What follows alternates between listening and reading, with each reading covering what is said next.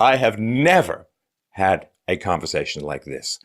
The event that occurs in the middle, the twist that occurs in the middle, it is absolutely jaw-dropping. I was gobsmacked. I'm not often at a loss for words, but I really kind of was here. But we did manage to finish the conversation, and I just strongly urge you, strap yourself in. We start kind of abstract, we go deep, and then, boom, it happens. So please be patient. Listen into this conversation. Get all the way through to the end. I promise you, it will be worthwhile. And just as a little reminder, you can't get conversations like this. You can't get interactions like this anywhere else in the world, online, on television, in the media, in books. There is nowhere and no place else that does what we do here with philosophy and people. So please, please help out the show. Help us continue to expand and grow these kinds of absolutely essential, life-saving conversations at freedomainradio.com/donate. What do you think about the possibility of the supernatural? And if proof of other beings is real, then does that open up the realm of possibility for God or gods? My boyfriend has done a lot of research about aliens and other stuff like that, and has some personal life experience with the supernatural. He believes that the Christian God could be real, but has a more flexible view of the Bible since there are a lot of things it leaves out. His knowledge has given me a different point of view than the Lutheran Church I grew up in, and made me question what I know about the world, but still makes me wonder about the existence of a higher intelligence. That's from Elric and Celine. Hey, how you guys doing tonight? Good. We're doing great. So I guess my first question is, personal experience with the supernatural. Tell me. Yeah. My mother moved away whenever I was young, 7 or 8 years old. And I reconnected with her and started visiting her whenever I was 14, 15 maybe. And then I actually ended up moving in and living with her for a little while whenever I was like 22 or something. And I always knew that she was into that whole kind of, for lack of a better word, the like white magic kind of hippie stuff, and I didn't really think much of it other than just whatever, that's what she's into. And then living with her, I experienced she lived in a haunted house, just to put it completely bluntly. There was some negative being in that house. I've seen her TV has turned on when it's not plugged in. It will turn on various TVs, electrical items will turn on and off on their own. Things have flown off the walls, kind of like poltergeist activity.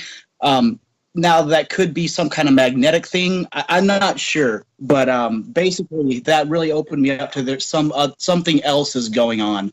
Not to ramble on, but that's basically where I'm at with that. Right. And what was your mother's level of dedication to reality or commitment to objectivity or rationality, that kind of stuff? That's a good question.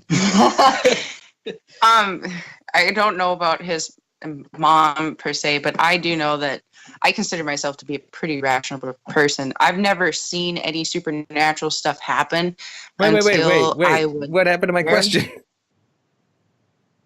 Yeah, she's a very intelligent woman, and she is, I want to say she's down to earth, but she kind of isn't.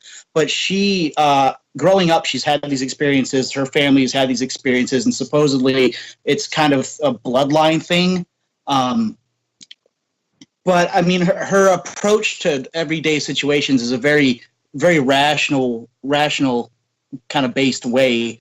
But at the same time, she definitely has some fantastical views on. Tell me about some of her fantastical views. Well, supposedly, I have to take all this. I have to assume. Okay, guys, just for the sake of, like, don't give me all the caveats. Just give me straight up stuff, right? I mean, millions of people are going to listen to this. No pressure, but let's just cut out all the caveats and just get straight. So, what was some of her less mainstream views? Let's say. Magic.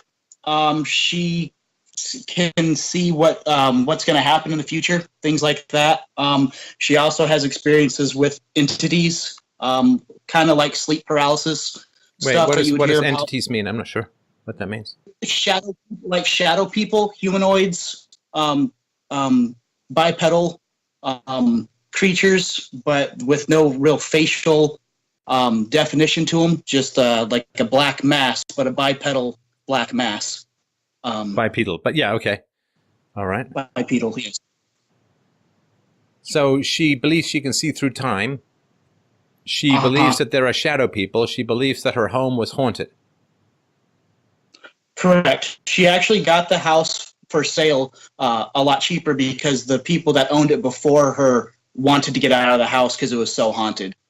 When she got it, the whole family was sleeping in the living room together. They were afraid to sleep by themselves. So there's some backstory with that. And I find it hard to believe that one family would lie about it and then my mom would pick it up, and run with it. So I tend to believe that there was something happening at that house.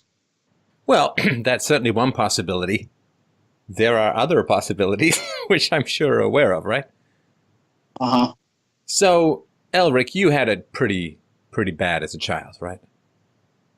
It could have been worse. Not really. But it was just... It's hard to... So, this is your adverse childhood experience score. Verbal abuse / threats, molestation, sex, rape, no family love or support, neglect, not enough food, dirty clothes, no protection or medical treatment, parents divorced, lived with alcoholic or drug user, household member depressed, mentally ill, or suicide attempt. That is pretty freaking bad. Yeah. Yeah. That's all correct. I know. You said it. I know. Yeah. So that's terrible. So what happened in your childhood? Well, let's start with the molestation or sex or rape. Sure.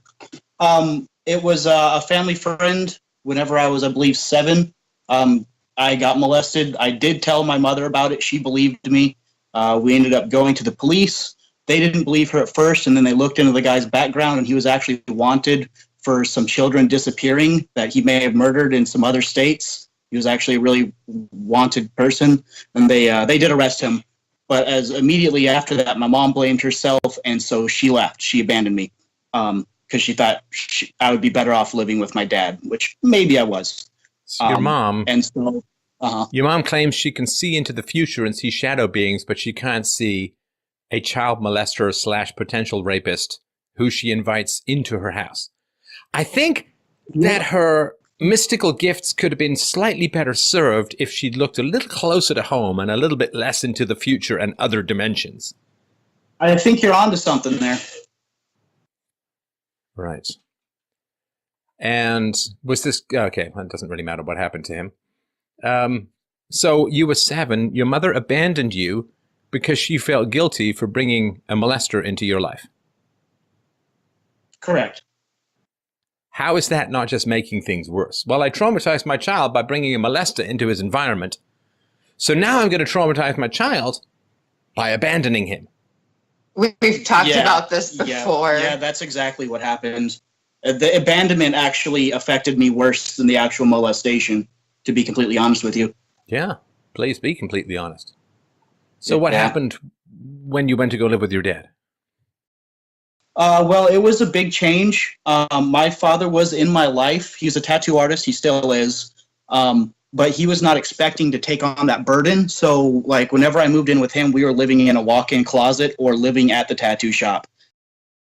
You were living in a walk-in closet? Correct. Was sleeping in it. It's not like we were restricted to the closet. He was a young man, had gotten out of the military. He was just kind of wild, at that point, and wasn't expecting to have to actually have a child that he was taking care of full time. And so whenever I was kind of dropped off on him, it was a little chaotic at first, but he did his best. Well, we don't know about that. Who was the alcoholic or drug user?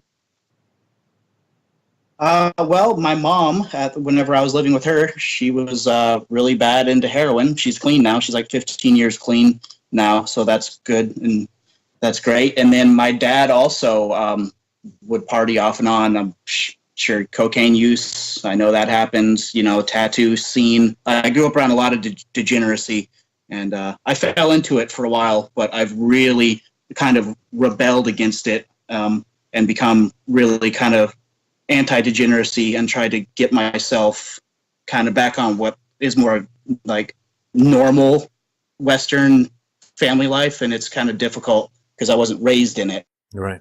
Yeah, it's like trying to learn Klingon or Japanese or something. Right? It's hard. Right, exactly. And where did you go, Elric, in terms of, as you say, degeneracy? What did you do? Oh, lots of drug usage. I'm still getting over that. Alcohol is my last kind of bastion that I still struggle with. That's more difficult because it's everywhere. It's right in front of you. There's TV ads, all kinds of stuff. There's not necessarily commercial ads for like ecstasy or cocaine very often. But yeah, I ended up homeless. I lost everything. I had a fiance. I lost that. I had a career. I lost that. Became literally homeless, living in cars, the whole 9 yards. Wow. And when did you start to shake that stuff off? Well, from the time that I wanted to quit, there was like a time period of getting over the physical addiction to where I could actually kind of start to say no and get off of it. I would say that I quit using like regularly about how long? 4 years ago. Yeah. Yeah, about 4 years ago. Actually, whenever I moved in with my mother, I moved away from the state I lived in before and came up and stayed with my mom because I just needed to get away from everything. Right. Yeah, I would say that whenever you moved is probably the so like 4 years ago. Right. Okay. And when was the last time that you saw or believed you saw a supernatural phenomenon? To be completely honest with you, I haven't really seen I did see the things pop off my mom's wall. So I suppose that was last Christmas, or is that 2 Christmases ago? Yeah, I think it was 2 years ago. We were over there and some stuff happened, and I've never seen anything supernatural before. And so I thought it was strange. There's a possibility that it wasn't supernatural, but it was definitely strange. It was kind of strange. And it was stuff fell off the wall or flew off the wall? Like, yes, but they were latched. It wasn't just it fell off. It moved horizontally off of the wall, like forcefully kind of tossed off. And also it was kind of hooked on. It was, I believe, a picture, but they were hooked on, not just kind of set on. So it falling off is just kind of unlikely. It would have had to kind of lift up and over the latch to come off of the mounting, if that makes sense. So a picture came off the wall. I don't mean to diminish it, but we're not exactly talking about Close Encounters of the Third Kind here, right? Correct. All right. Now, Celine, you got together with Elric when he was a drug user? He was, he had come out of treatment and he was currently in the process of becoming sober. So we met in the mindset of, this is not what we want to do anymore. We both wanted to better ourselves when we met, and we've been doing that and working on it together. Mm-hmm. I mean, good for you guys for getting clean, for sure. I mean, that's congratulations. And Celine, you also had it pretty hard as a kid, right? I was never really physically abused, but as I've heard on your show before, there are some other types of abuse that can be just as bad. So not to diminish my problems or anybody else's, but yeah, it could have been a lot better. Because you also said yes to molestation or sex or rape, right? Right. And what happened there? Well, there was the inappropriate touching from my dad, but he never really did anything beyond that. And then when I was a little bit older, like just 4 or 5, it must have been, my brother tried to say that, well, because we were playing house, and he tried to say that if you want to have a baby and we're playing house together, you know how you have to get one. And so he tried to like coerce me into doing something. I had no idea what he was doing. And that was the only thing that I can remember. I think I blocked it out for a long time, and then later on I remembered it. And yeah, that's just the gist of what I can remember. And how old was he and you at that time? He was 6 years older than me, so it was pretty big difference. But how old were you? I was 4 or 5 at the time, so he would have been 10 or 11. And when you say that your father had inappropriate touching, what do you mean? Like when I would be on the swings, he would do things like pinching my butt. Later on, whenever I was older and I would visit with my dad, he would still, like tickle me like underneath of my clothes. And I told my family that it was made me uncomfortable. And so I didn't have to see him alone anymore. But I never wanted to like accuse him, because I felt like that was wrong. Like my family made me feel like I shouldn't do that, sort of. And you had an alcoholic or drug user in the house too, right? Yeah.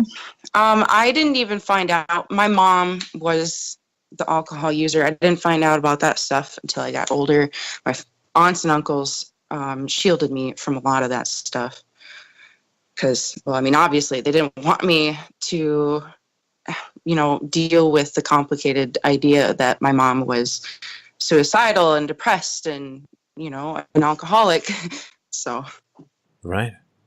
Why do you think she was suicidal? Well, this is something else I found out later on whenever I was older. She kind of let it slip one time. She was actually raped whenever she tried to join the military. I guess she and her sister were rejected because of the physical. And whenever she had gone there for the testing is whenever she was raped and attacked by this person. So I think that might have something to do with it. But there's also, she told me about this whenever I was still a kid. She told me that she felt guilty because she was not very nice to her own mother whenever she was a teenager. And that was at the same time of whenever her mom had cancer. And she died before they could ever, restore that relationship. And she told me that I should think about her mistake in relationship to her, and that was very confusing for me. Oh, so she used her mother's death and their lack of reconciliation to kind of insist that you be reconciled with her, or you view her more positively, is that right? Yeah, pretty much. Mm-hmm. Well, that's pretty horrible. It is. Yes. And what is the status of your guys' relationship with your parents at the moment? I don't see my mother. Like at all? No, I don't. Because I drew a line at one point. I was like, well, if you want to see me and have a relationship with me, then you got to be around me sober. And you can't smoke cigarettes inside so that I'm breathing it in. And she flipped the handle. So that's not happening. So she chose drink and cigarettes over you? Basically, yeah. I'm so sorry. It's a terrible choice to make. And she put you around on unsafe situations like her boyfriends and stuff. Yeah, whenever I was living with her, her boyfriend was sexually coming on to me, and I told her about it, and she didn't do anything. So that's another reason why I moved out in the first Well, that place. also may have been an implicit deal, right? Don't leave me alone, and I'll offer up my daughter. Mm-hmm. Right. Or whatever other resources she Yeah, has. I agree. Yep. But Alec, you still see your mom and talk to her. Yeah, I still talk to my mom, but my mom likes to meddle and try to help me out, but it actually kind of screw me over on accident. So we have I kind of limit how much I hang out with her. Even my dad's told me kind of to not really talk to her anymore, but I can't because I do love her, and she's terminally ill actually. So I mean, I don't want it to be one of those things where she dies and then I feel bad about it later for being mean to her or something like that. Because that seems pretty crummy too. What do you love about her?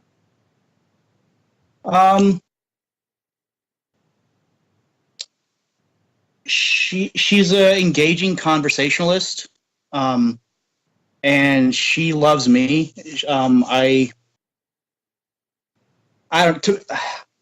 Honestly, I probably don't love her like I should, but I think that's just because she wasn't really there. And when she abandoned me, I think it kind of messed up it made me codependent on like relationships and friends, but I actually became kind of the opposite with family. And my father's like my best friend more so than my dad. So I think that, yeah, I'm sorry. I'm rambling now. What do you think? In what way do you think you should love her? You said you didn't love her like you should. I don't necessarily feel like that warmth. Like I assume other people have kind of like a physical kind of chemical love reaction when they think or talk or hang out with their parents, and I don't really. And because she's been terminally ill and we've thought that she was going to die so many times, I think it's kind of flipped the switch. I don't think I have that connection with her possibly that I should have. To be honest with you, I don't know. I don't know what a normal relationship with your parents is, to be honest with you. I'm just kind of guessing from what I see with other people. How do you know she's ill? She has Hep C and HIV and hyperpulmonary tension disorder, and now cancer has come back for the third time. So, kind of a laundry list of things there. Wow. And physically, she has changed. So, I mean, anybody who is just looking at her and what she used to look like could obviously tell that her body has gone through hell. Yeah. Was she promiscuous? Yeah, she was a professional dominatrix, and she ended up actually getting kind of kidnapped by her Mexican mafia boyfriend, and she was held in Mexico for 3 years. No, I'm dead serious. Okay. She's not lying. She was a professional dominatrix. serious. She got kidnapped by her Mexican mafia boyfriend? Yeah, they sold heroin together back in like San Francisco back in the 90s or whatever. And yeah, that's where they met, and he ended up taking her down to Mexico and taking her papers, and so she couldn't travel or anything. No, I'm dead serious. I know. Holy Billy Bob Thornton and Goliath, Batman. Okay. Holy shit. Yeah. How did you know? Okay. At what age did you find out she was a professional dominatrix? Because the amateurs are just crap, but the professionals, like what age? Well, I do know. I knew that she did like stripping whenever I was probably 9 or 10, because I think my dad had made a comment about it. And yeah, and then I can remember her telling me whenever I went to visit her. I suppose whenever I was 13. I think 13 or 14, whenever I came to visit her, actually after she had escaped Mexico with her daughter. I have a half sister from it. So yeah, the first time that I met her after her escapades, if you will. And how long was she trapped in Mexico? I think it was like 2 or 3 years. Wow. It was at least 2 years. I think it was closer to 3 though. It's not very dominatrixy to get kidnapped, is it? Aren't you supposed to be the one in charge? Yeah, you would think.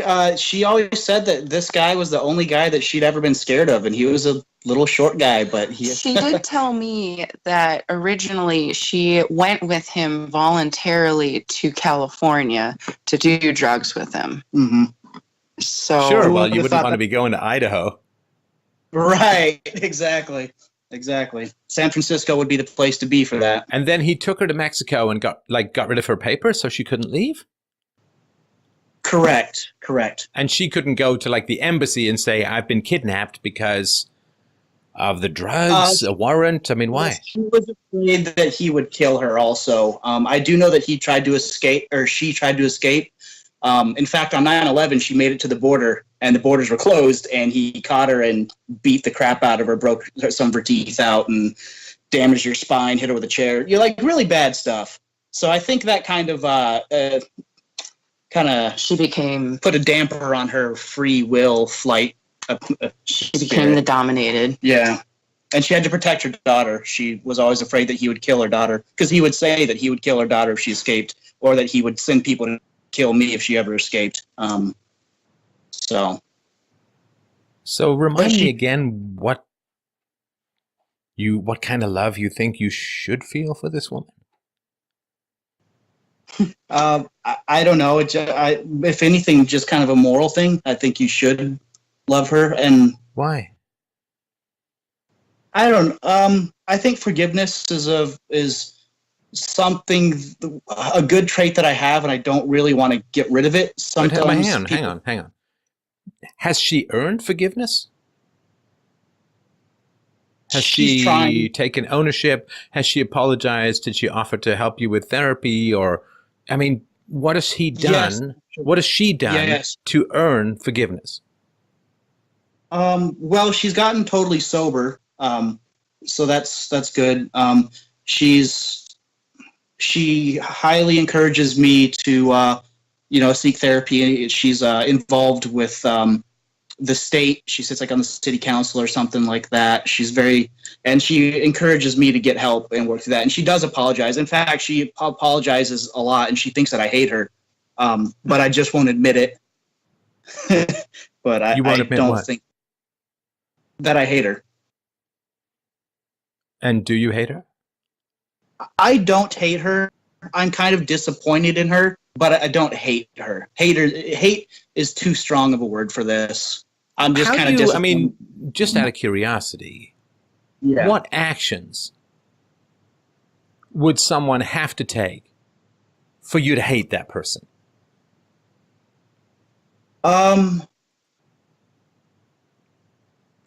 Threaten me or my people, or I suppose if they're posing an immediate threat, or they're just cruel. Wait, if they're cruel, you mean if they abandoned their child after exposing that child to a potential child murderer and molester? Yeah. Would that fall into the category of cruel? I would say it was more of not cruel, because she didn't do it from a malicious point, or she wasn't intending to have those things happen.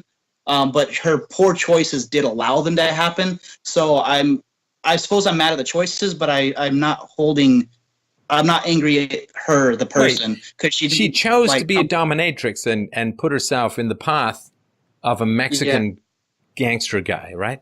And then she gave him a child. Or maybe she was raped. I don't know. But she did knowingly and voluntarily, while she was a mom, put herself into a situation where she was going to have daily contact with some very dangerous people in society. Correct. Does she have any responsibility for that? I suppose, yeah. Because it's kind of like, well, my dad shot himself, but, he was just playing Russian roulette. He didn't really want to kill himself. It's like, yeah, but if you're playing Russian roulette, odds are something's going to happen sooner or later, right? Yeah, that's a very good analogy. So does she have, if she wasn't your mom, right? If you were hearing this story from someone else, right? Like my mom introduced me to a child molester and potential child murderer. My mom abandoned me at the age of 7. My mom was a dominatrix. She was a stripper. She was basically a whore.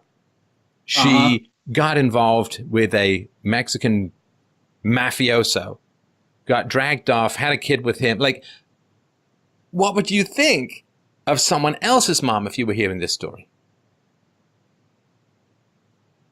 Yeah, I would probably think that she doesn't make very good life decisions. I would probably feel bad for that person. Doesn't make Yeah. very good life decisions. Putting it mildly. She's a mom. Uh-huh. She's a mom. And this is how she chose to make a living. She's a mom. She chose to abandon her children. She's a mom. She chose to do drugs and drink, right? Uh-huh. That's not an option. You understand? It's one thing if you're a young single person and you do these terrible things to yourself, but she was a mother. Like your window of allowable behavior when you become a parent gets really small, and it should, because it's not just about you anymore, right? She was an Correct. unbelievably terrible mother. And you had no choice in the relationship. You didn't choose. She chose to become a mom. You didn't choose to become a son, right? Correct. Because you guys are calling me up. The reason why I'm asking all of this. You guys are calling me up like the important question is whether there are ghosts. No. The important question is, can you see the demons? Which are pretty freaking material. Yeah. I think a lot of her behavior and stuff is actually what attracts these negative entities to her, if they are indeed real, which No. I think that Forget the negative entities in the house. yeah. Forget the negative. It's not plural unless you're talking about two boobs. Yeah. Your mother is the negative entity in the house. Yeah. Yeah. It's not haunted by the dead. It's possessed by the living. My dad would agree with you. Now, here's the problem. Your mother, I bet, has a very wild and ungovernable temper.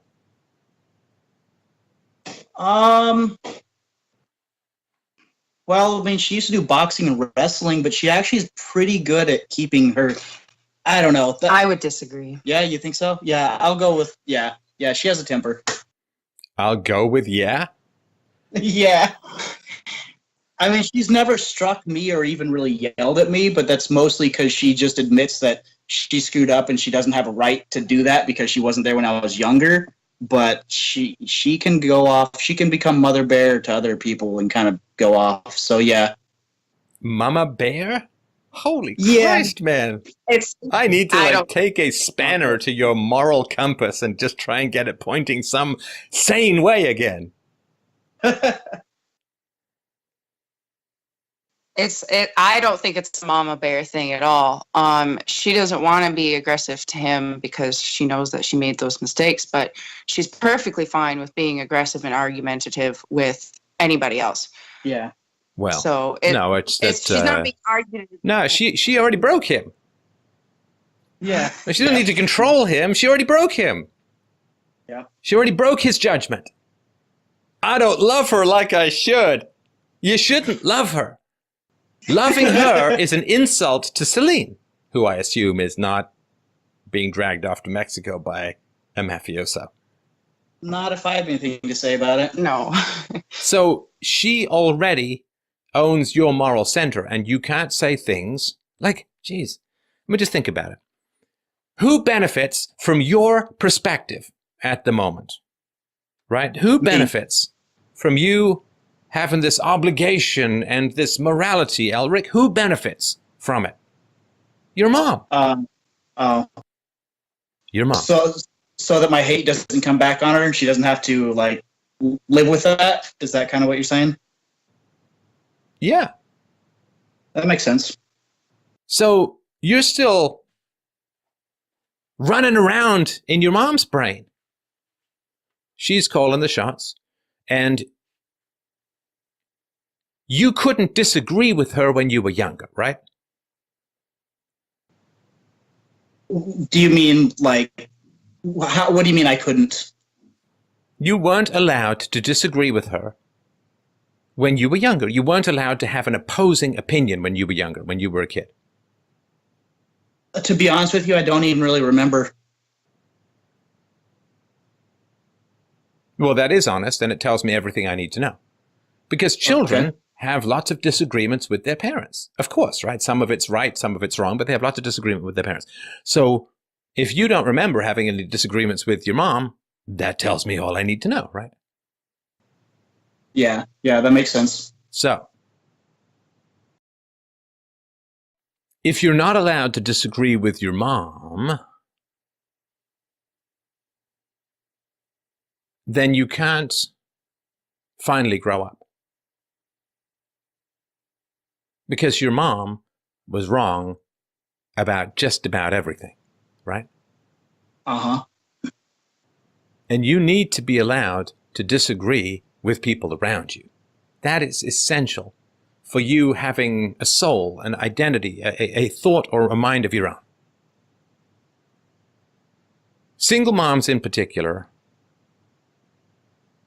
I don't know, the phrase emotional pedophilia is probably a little too strong, but I'm still thinking about it.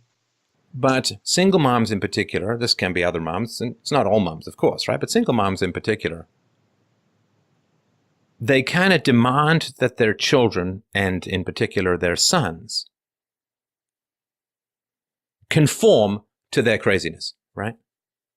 Yeah. That's my mom too. Yeah, that's Celine's mom for sure, both of us, yep. You have to conform to the single mom's craziness. And if you don't, you're fucked, right? Yeah. I don't believe that the house is haunted, Mom. I don't believe that you should be doing drugs, Mom. I don't believe you should have a drink, Mom. I don't believe you should date this guy, Mom. I don't believe you chose a good father for me, Mom. I disagree, right? But that is not allowed. Single motherhood is a uno vagina cult. Often, most often. Single moms, you can't disagree with them or they go apeshit. Yeah.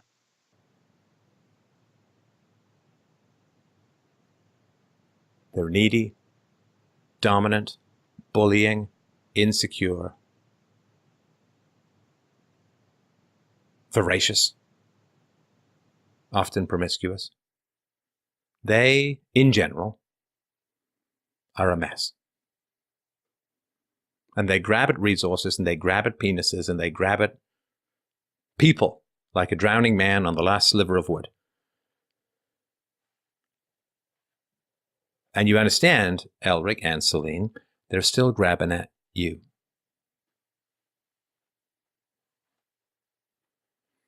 What wrong needs to accumulate for consequences to materialize?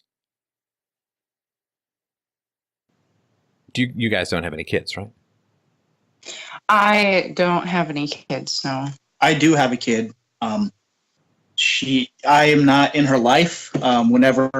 Whenever her, basically I wanted to get clean and my kid's mom didn't at the time. And that was kind of when I left, trying to get my stuff together myself. And now that I am getting better, I would like to get back into her life. But right now she's very well. That's why you can't judge your mom. Because you had a child with a drug addict. Uh-huh. Yep. No, I fell for the I can't get pregnant thing. I did. I totally fell for it. And screwed up on that. And I admit that. I know that I did not make a lot of good choices whenever I was younger. I think you made the right decision in this particular case to allow her to be taken care of by somebody who was going to be stable. Who's taking care of your daughter, Ellen? Her grandparents.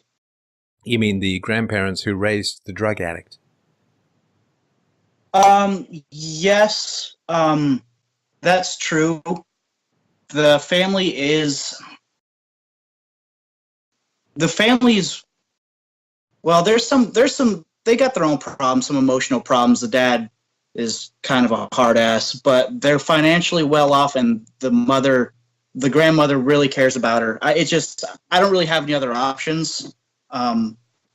and I can't do anything if I don't fix myself. I don't know. It's a difficult topic because I don't really know what to do. I'm just kind of winging it. I don't really have a lot of. My dad thinks I should just abandon the kid and not talk to her, and I don't want to do that. But I don't want to be in and out of the child's life either. So that's why I've come up here, and I'm going to therapy and doing a lot of things, just trying to get myself to where I'm not going to relapse and then be out of her life again. And I'm all ears for suggestions that you have. How old like is she? I said, I'm 4 now. When did you last see her? I have never seen her in person. You've never seen her? No. What happened when she was born? When she was born, I was no longer with the mother. I had gotten back with my fiance because I was stupid and thought that if I got back with her, then I would just all of a sudden be cured of my addiction problems, which didn't happen. I completely crashed and burned. But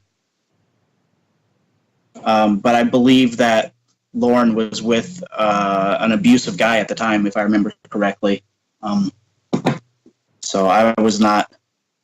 I was at work the night it happened. That's all I can honestly really remember. You were at work when your daughter was born? Correct. Yep. And the mother of your daughter was with an abusive man? Yes, I didn't find this out until later.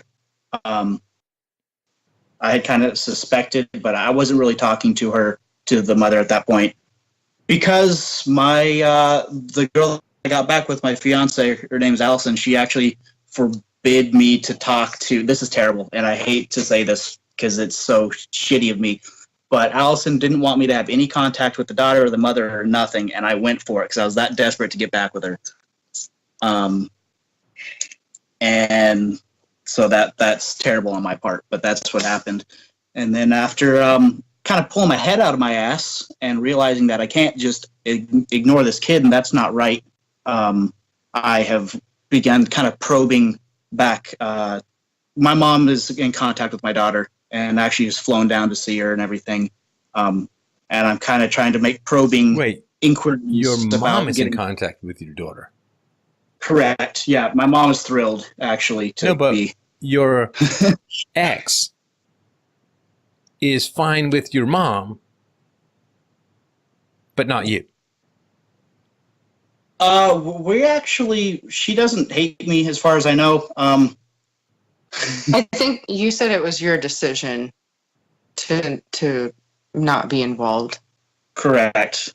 So it wasn't like it was imposed on him. Would the mother let you see the daughter if you asked?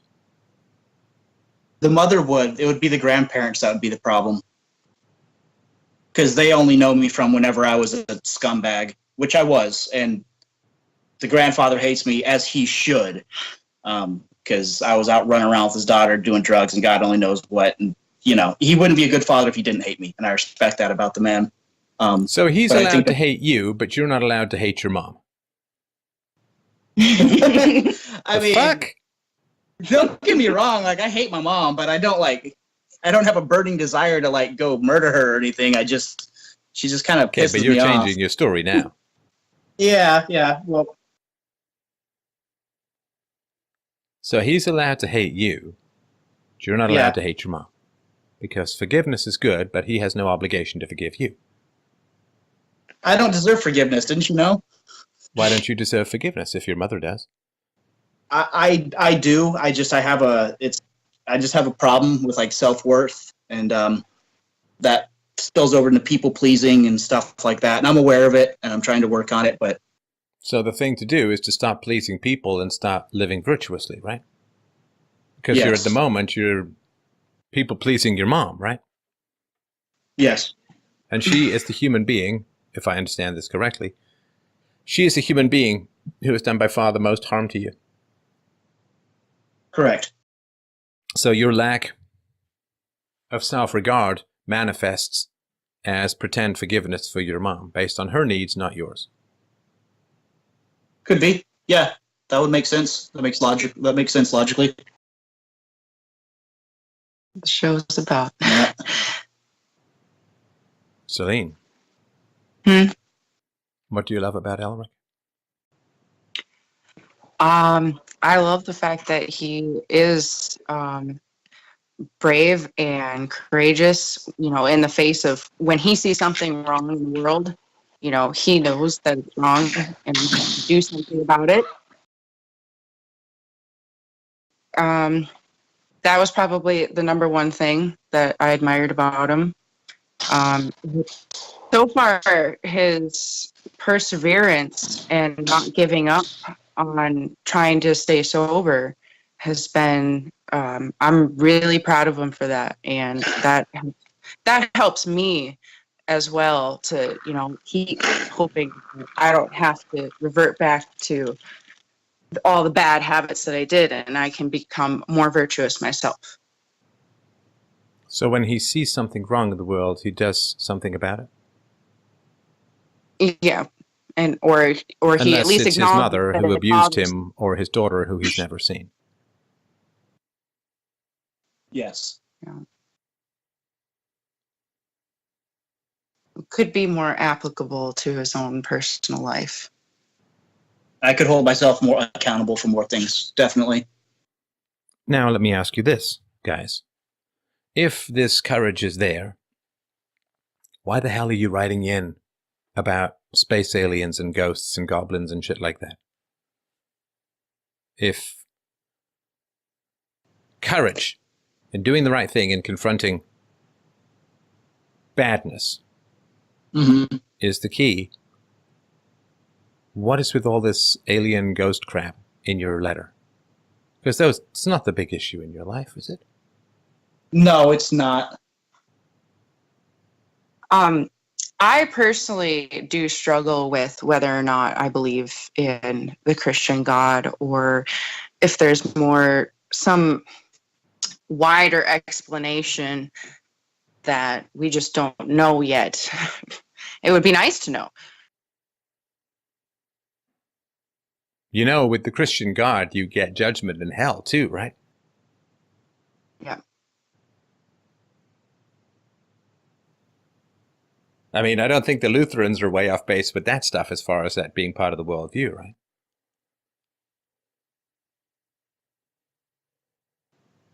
And I also grew up, some of my family was Catholic, so kind of. If you die tonight, are you going to heaven or hell? I would probably go to hell because I'm still unsure and haven't fully accepted God, What about if it had nothing to do with belief in God, but just based upon the personal virtues you'd achieved in your life, the integrity and strength that you had lived, the evil you had confronted, the good you had achieved? If it had nothing to do with faith and you died tonight, would you go to heaven or hell? I don't know. I guess everybody, I think, thinks that they would go to heaven, but I think everybody can also be extremely hard on themselves and say that they would go to hell because they don't forgive themselves for their past mistakes. If forgiveness is out of the question, it's a matter of, did you do something to counteract your negative behavior? In that case, I think that thus far, we have been trying to counteract the behavior. You mean by getting sober? Yeah, by getting sober and looking into doing more things and being courageous in the world to be that change and not just sit back and watch it happen and think that it's going to happen that way. Elric, do you send any money to your daughter? No, I don't. So, what am I missing here? In terms of courage and integrity, taking responsibility and so on. You don't see her. You don't try to see her. You don't send her money.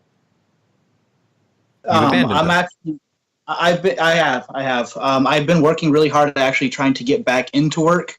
When Celine and I had met, I had just become a felon, And that's new for me. I lost my career. I actually worked as a armed security guard, and I obviously can't do that anymore as a felon. Can't carry a firearm or anything like that. What happened that gave you a felony? I stole $75 worth of steaks from Walmart, actually, whenever I was living out of a car. And when they caught me, I made a verbal threat, told them not to touch me, and left. And they pulled me over, and I got a aggravated robbery for using a verbal threat to escape a theft situation. I couldn't believe it myself. You told them not to touch you? Correct. Yeah, the loss prevention people came out, and they were young. Yeah, a lot of those crew members are younger. I've actually, whenever I worked in security, I've worked with them before. Not these particular individuals, but their organization, and they're not supposed to physically put their hands on you, and they wanted to, and I told them not to, and that threat right there is what escalated it into a felony.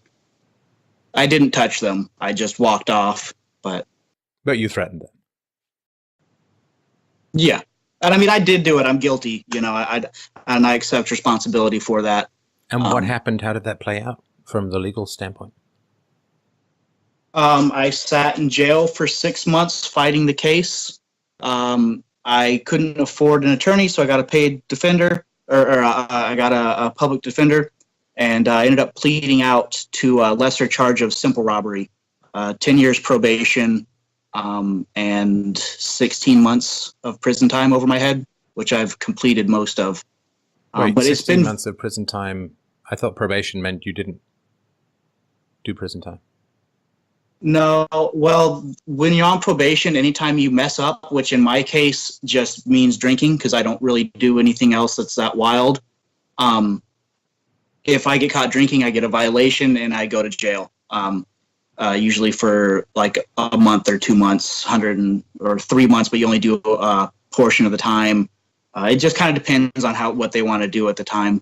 Oh, But so that's you are happened. not allowed to drink. Do you get tested when you see a probation officer? No, usually not. Actually, I'm really upfront with them. They're aware that I smoke weed occasionally, and they're kind of okay with that. And it saves them money not to UA me because those UA tests are actually pretty expensive. And they're pretty much just as long as I don't get in trouble. But like I got a DUI, I got my first DUI ticket, so they obviously found out that I was drinking.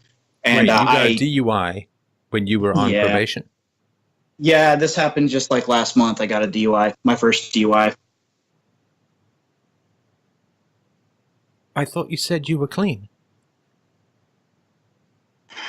I have been clean off of the hard drugs and off of liquor, like I said, but I'm still having a problem. I'm getting completely off of alcohol is really difficult for me. Celine, what are you doing?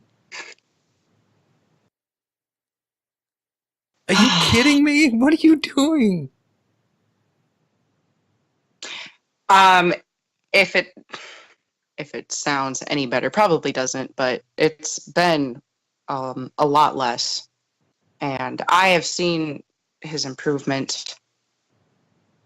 If I didn't think that he wasn't trying, obviously. He just got a DUI! On probation! He's still doing drugs! He's still drinking! He abandoned his daughter! What are you doing?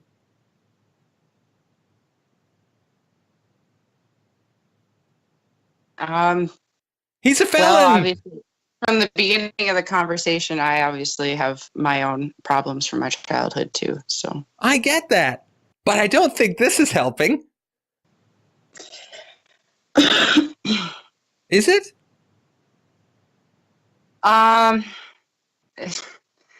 Sometimes it seems like it does help. I don't know if You grew up with an addict. You're with an addict. You grew up with dysfunctional parents. You're with a guy who doesn't see his daughter and forgives his mother. How is this fixing anything? Isn't this just repetition? Correct me if I'm wrong. It's just kind of how it looks. I think we both see that, and at the same time, like I said, we are trying to change ourselves. obviously we're not doing a very good job. I don't know. I think we're making progress. Elric, do you think it's fair? Celine is a 24-year-old woman with no children. I assume she doesn't have any felonies. Am I right? That's correct.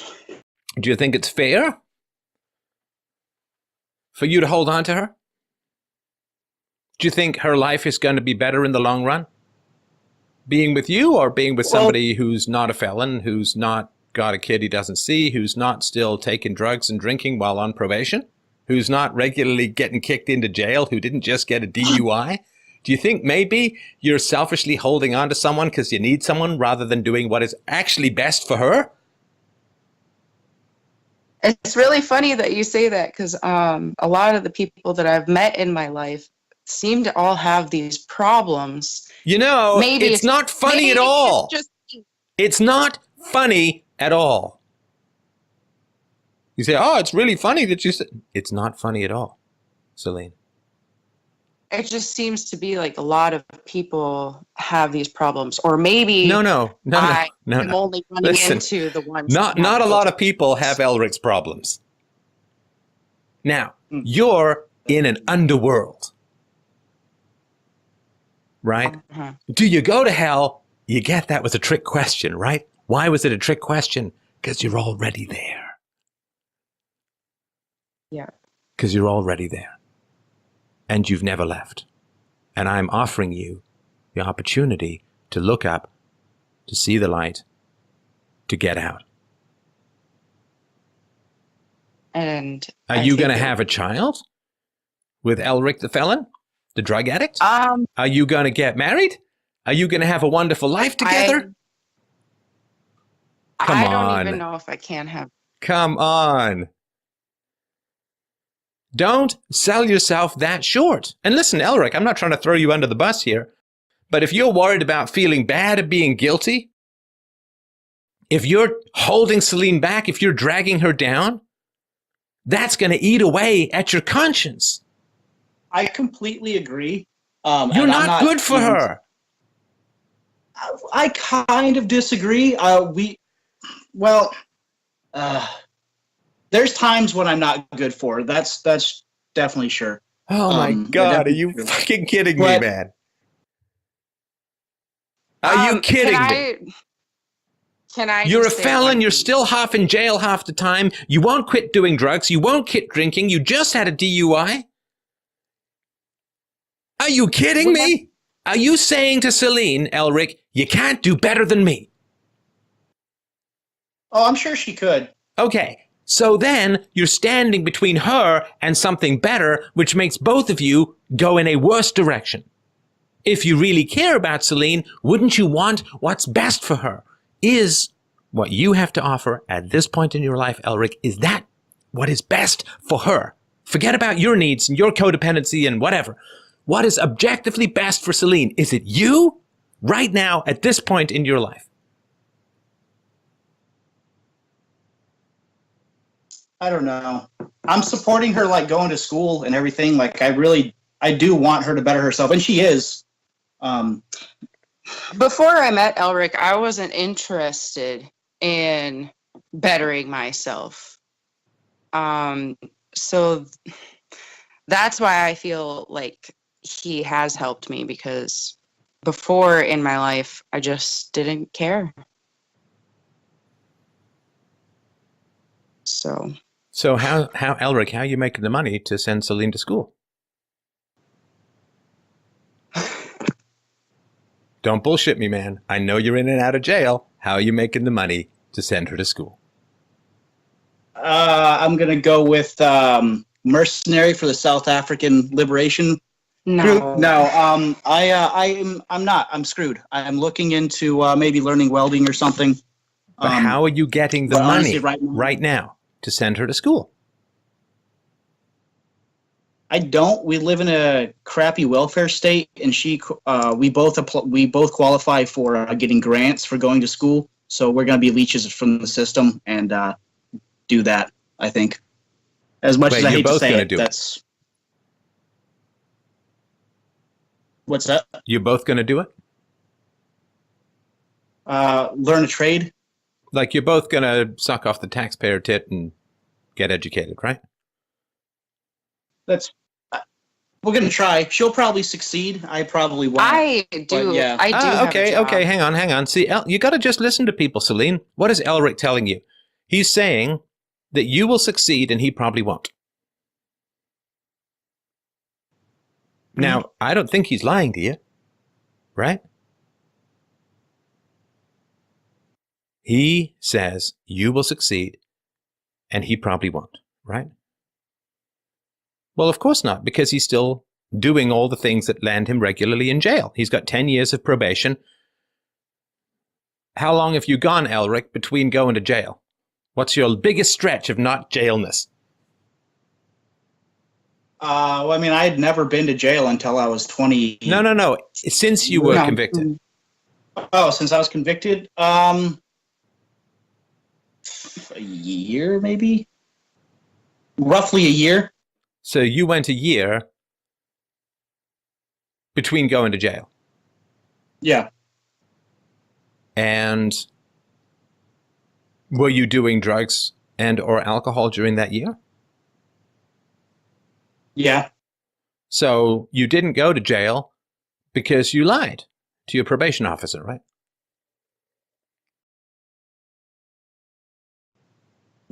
Sorry, say that again? You didn't go to jail because you lied to your probation officer, because I assume he says, are you drinking and doing drugs at some point, right? Correct. Right. So if you had told the truth, you would have gone to jail. I also assume that lying to your probation officer, also illegal. Probably. So you haven't gone more than a month without breaking the law at any given time, right? That's correct. Right. I ask you again, Elric, do you think that you are the best person for Celine, her happiness, and her future?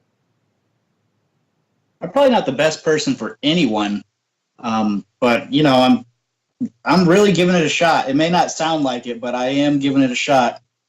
I don't care what you say, man. I'm only looking at the empirical evidence of your behavior, right? Anyone can say anything, right? Empirical evidence, you know.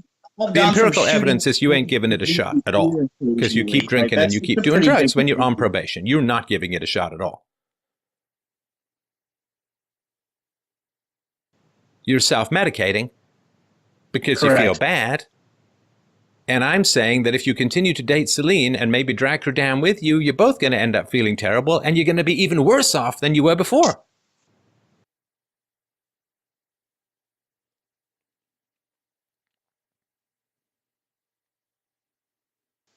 I mean, that's not impossible. What's not impossible? Your chain of events that you think will happen.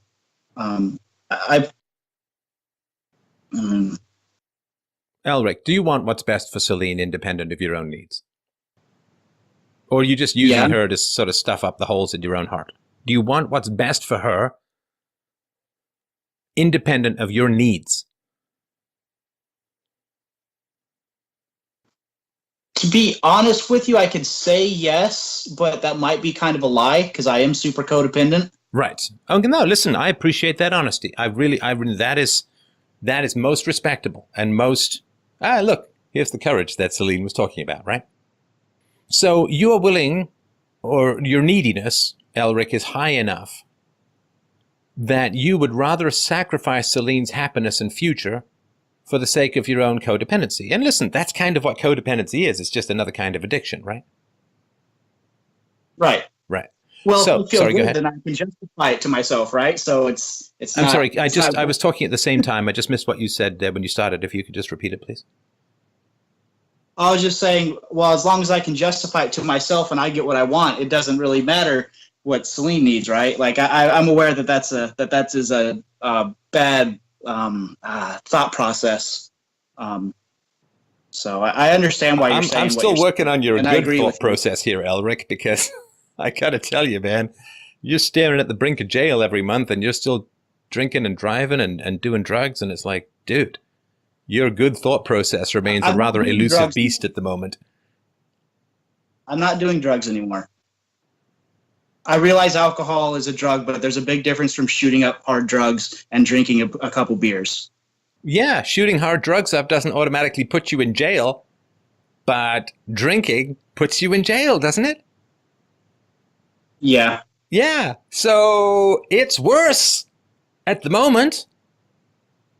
Yeah, that's true. And you still smoke weed, which is a drug. Yeah. Yeah. Right. So, Celine, he's telling you that he would prefer you serve his emotional needs than do what's best for you.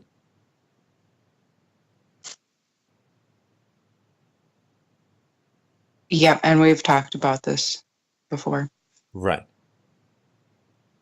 Why can't you do? And once again, I think. Why can't you do any better? What is life like? What is life like for you, Celine, if you meet a functional man who doesn't have these disasters, who doesn't have a felony, who doesn't have a kid he abandoned, who doesn't have jail hanging over him for just about every day he gets up and drinks, and who doesn't have a DUI, like, who has an income, who has a career, who, like... If I've ever met somebody before in my life that I could have gotten closer to, I probably wasn't even aware of that type of relationship and probably pushed them away. Sure, there are probably lots of good guys in your history that you kicked to the curb or friend-zoned because your juices run with the bad boys, right? Mm-hmm. And I also chose pretty poor female friends and peers throughout my young adult life. Sure. And do you know why you do that? No, not precisely. Would you like to know why you do that? Because I'll tell you. Yes. I will tell you. So, Celine, the reason that you choose dysfunctional people in the present is to cover up all the dysfunctional people in the past. The dysfunctional people in your past, your family of origin, are so dysfunctional that they are the ones who don't want you dating a functional man. Celine, imagine you and I meet, and our eyes meet across a crowded room, and we go on a date, we go on another date, and then you take me home, like as I am now, you take me home to visit your parents. What do I say afterwards? That my mom is a monster and my dad is pretty weird. Right. So you are protecting your parents by dating people like Elric. Because Elric doesn't have much of a leg to stand on to criticize other people, right? See, when you're a good person, when you live with integrity and you're functional and so on, you gain this wonderful ability to criticize other people without being a hypocrite, right? And so if there are people in your life who can't stand criticism, who couldn't survive criticism, or at least your relationship with them couldn't survive criticism, they never, ever, ever want you to have a functional person around. Because a functional person will take one look at them and say, whoa, welcome to Crazy Town.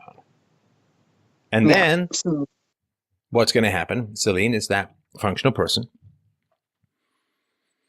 is going to look at you and say, yeah, Celine, she's pretty cool, smart girl, attractive, funny.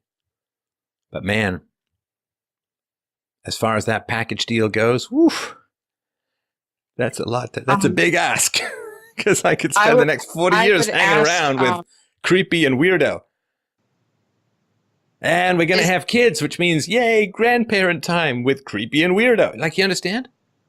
Is it applicable if I start the relationship from the beginning and telling them that, no, I don't want to be involved in my parents' life and I don't want them involved in mine? Is that a choice? The question, yeah. So the question is the environment as a whole. And it's not just your family, although your family is the start. You said you chose bad female friends too, right? Sorry, one more time? You said that you chose bad female friends as well, right? Yeah. My parents were not really, they didn't instruct me on who I should and shouldn't hang out with. So, yeah, I just kind of Well, but Celine, you're almost a quarter century old now, right? I mean, you're looking at Elric's resume, you're not like, whoa, jackpot, right? Uh-huh. I mean, at some point, I'm not sure when that age is exactly, but at some point, the reins do pass from your parents to you, right? Right, and I didn't figure that out until I was probably like 21. You haven't figured it out now. Because I talked to you about bad friends that you chose, and you immediately blamed your parents. There you go. I'm sorry for the trauma. Don't get me wrong. I'm not forgiving your parents for one tiny scrap of anything. But if they're your go-to big bag of excuses, they're still running your life. Mm-hmm. Right? Because you then can hang out with crappy people and say, well, my parents didn't teach me any better.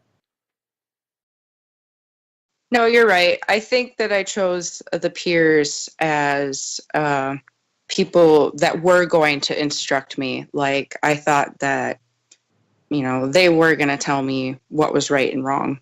I don't know why I thought that was a good idea, but I stopped being friends with them whenever I realized. Come on, man. Everybody tells you what's right or wrong. Everybody around you all the time tells you what's right and what's wrong. I mean, if you listen back to this call, Elric's constantly telling me what's right and wrong. Celine, you're constantly telling me what's right and wrong. Everybody tells you what's right and wrong. Doesn't mean everyone's right. But, you hang around with drinkers. And what do drinkers do? Drinkers say, oh, man, people who don't even drink, they're just squares, they're boring, they can't relax, they're too uptight, they don't have any fun, they don't, right? It's all the bullshit that comes along with addiction that's really addictive there's a physical component of it. It's the stories that make everything so addictive. Like someone comes over and you're like, hey, man, you want some weed? And I'm like, no, I don't want any weed. And you're like, whoa. Mr. Uptight, it's 420 plays in Faggot. Right. It's the bullshit that comes around. It's the whole lifestyle bullshit that comes around with it. The people who do drugs, it's like, man, it's a great experience. Mind altering. It's mind expanding. What was that bit from Weed? Some guy wants to give peyote or mescaline to someone and says, it's like 20 years of therapy in one night. No, it's not. No, it's not. It's bullshit messing up with your perceptions. That's all it is. Just breaking your brain repeatedly. It's like taking a hammer to a Ming vase. Bang, bang, bang. I'm rearranging it. Nope. I'm expanding its vastness. Nope. You're just breaking it. You're just breaking it. Everybody, all the time, tells you what's good and what's bad, what's right and what's wrong, what's cool and hip versus square and boring and... like all those TV shows and movies where the rebellious kids are like, well, I don't want to end up like my parents, man. 2.2 kids on a suburban street with a Volvo, man. I'm a rebel. Or like the leftists, we're the resistance. It's like, no, you guys you're the powers that be. You own everything. You control everything. You're not the resistance. The only thing you're resisting is reality. So when you say, well, my friends, I thought they would teach me what was good and bad, right and wrong. Everybody does that all the time. If you listen to people's conversations, so much of it is a wrestling for the moral narrative. Who's right? Who's better? Who's cool? Who's hip? Who's square? So, of course, your friends tried to teach you or instruct you or tell you what was right and what was good. Everybody does. It's just some people are right, and some people are very, very wrong. Right? Mm-hmm. And whenever I decided that their morals were different from what I thought was right and wrong, I was no longer friends with those people in high school. I bet you saw it right up front. I bet you saw it within 5 or 10 minutes of meeting them. Right? Well, no, actually. The high school friends, for example, I was friends with this one girl since seventh grade whenever I moved there. And it wasn't until my sophomore year that they all told me that, well, they didn't even like me. And I was like, well, if you don't like me and you think that I'm wrong, then I guess we're not really on the same level. We're not friends. Oh, so this was a childhood friend who turned on you? Yeah, basically. And what was your childhood friend's family life like? Oh, just terrible in different ways from Right. mine. So that's what you need to know. That's why I say, you know, right up front. So was she as a honest kid, was she honest about her family life? Did she know it was bad? Did she know it was dysfunctional? Did she know that it was immoral to be treated like that as a child? Did she fight for her virtue? Did she fight for her independence? Did she fight for her freedom and moral clarity? No. So she had no bond with her parents, I assume. And then, guess what, Celine? She also had no bond with you. Mm-hmm. So I say, you know up front. And you knew because you knew about your childhood friend's family, right? I found out about her family whenever we got a little bit older, yes. And I think that you're exactly right. As soon as I was around her family, that's when I realized that, Yeah, but you see, she... And this is the instruction that, I'm sorry to keep interrupting you, but this is the instruction that you need to get. If you're friends with a girl and you don't meet her family for a while, that's all you need to know. You understand? I know all my daughter's friends. All of them. Very well. Yeah, my aunt at the time, she wouldn't even really let me hang out with her very much until I had done chores and stuff like that. But I don't ever remember her saying that, you know, I want to meet this girl and I want to meet her parents. And so I never thought about those things at first. Right. So, Celine, let me ask you this. You're 24 years old. Let's say you stay with Elric. He's going back to jail sooner or later, right? He's got 10 years. 10 years probation, and he's still breaking the law, right? He's got a DUI now, too, which is also going to be a huge mess, right? Especially since it occurred on probation. So you stay with Celine. Sorry, Celine, you stay with Elric. You're 24 years old. Let's fast forward 6 years, you're 30. What's your life like? He's still got 4 years to go, at least, for his probation. Unless he serves the jail time. I'm actually going to just go serve my time. I've only got 4 months left, so I'm just going to go do that, actually. Does that eliminate your probation? Correct. Really? Yes. So you had 10 years probation, but you've done enough jail time. In other words, you keep breaking your probation, so your probation gets eliminated. Correct. That seems strange to me. Oh, you didn't return your library book on time? Oh, just keep it. All right. So, Celine, your goal then is you're just going to wait for 4 months till he gets out and then just pick up where you left off? Yeah. He's going to therapy, and my next goal is to go to school. The goal after that is to move out. Move out of where? My dad's house. Oh, you guys don't live together? Yeah, we live at my dad's house. I thought you had said, Celine, that you didn't have much to do with your parents. Yeah, You just told me that, I think, about 10 minutes ago. I should have said my mother. I don't have anything to do with my mother, excluding her sisters.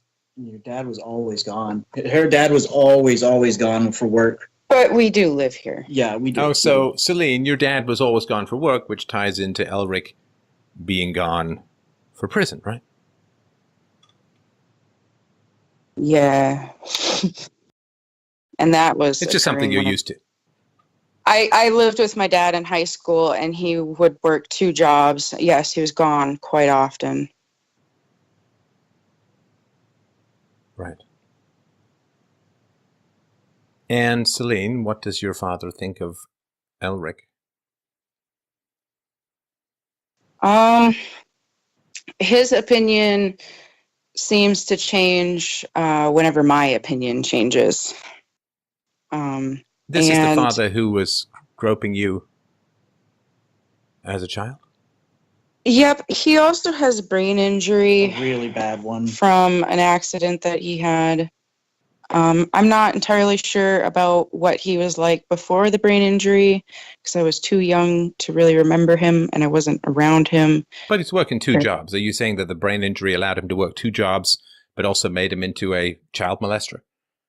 No. What I'm saying is that the brain injury makes it hard for me to communicate to him about these things. But the man who molested you is putting a roof over your head. Correct. What do you think of that, Elric? That you're taking charity from the man who molested your girlfriend when she was a little girl. Well, neither of us are too happy about it, and that's why we are trying to get our stuff together and be able to move on, you know? Guys, come on. Come on. You can't live like this. No, we can't. No, but you are. I know that. And you want to talk to me about ghosts and aliens. I guess I would have I'm very open to this conversation. I would have opened with a question about that if I would have known how to phrase the question. Well, I mean, you knew we would jump past all that crap anyway, right?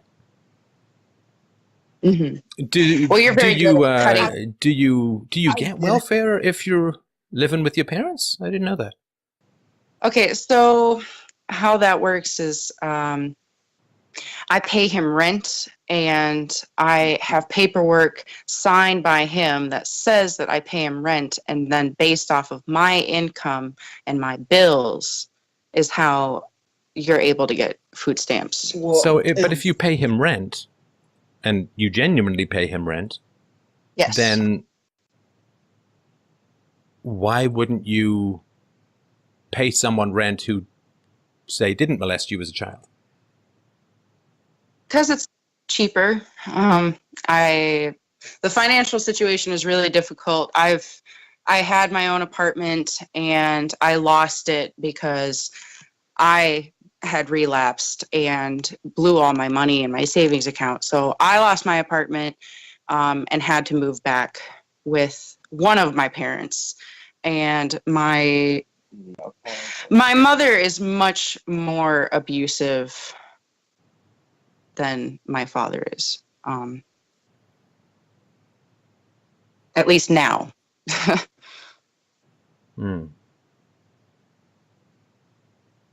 Because obviously I'm an adult. Nobody can molest me without my say-so, or it's rape. So. But you're saying he doesn't even acknowledge it because of the brain injury, right? I don't know how to talk to him about it. So I guess you could say that we're both not acknowledging it. But he definitely doesn't bring it up, of course. I don't think any of my family has brought it up to him. Well, they know. Your mother knows, is that right? Yeah. My family also knows that my dad has touched his brother and been inappropriately touching some of my cousins. Wait. Now? No, he's not currently doing it now, but this has happened, and this is why they don't talk to him anymore, and they don't bring my family around for Christmases and stuff like that. You know, when you say that you admire Elric's strength in confronting wrongdoing, and you're both complicit in giving the pedophile money, I'm not sure I see the connection with the moral courage to confront wrongdoing when you seem to be kind of subsidizing it. Yeah, no, this is just too easy for us, so it's just easier for us to do what we're doing now, you know, and you're How's right. that easy path worked out for you there over over the long run? Well, it could be better. Definitely, the easy path is definitely not. It's all about that instant gratification. Okay, you guys aren't going to change, right? I'm getting that. I prefer it over being homeless. Yeah. I guess. Yeah, okay. So if that's the only option you have is to be with Elric and give money to your molester, if the only other option you have is homelessness, which is not the only other option you have, but if that's your perception, well, to that degree, perception is reality.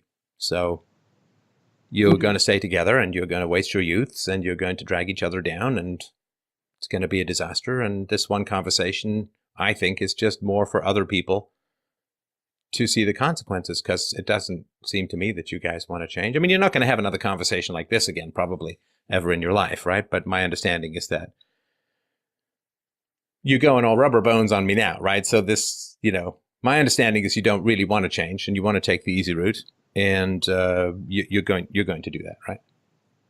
I want to know what the hard route is and how to get on it, because I realize that this easy route is not taking me anywhere. Yeah, we both realize it's taking that. you down. No, it's taking you somewhere. Don't forget that.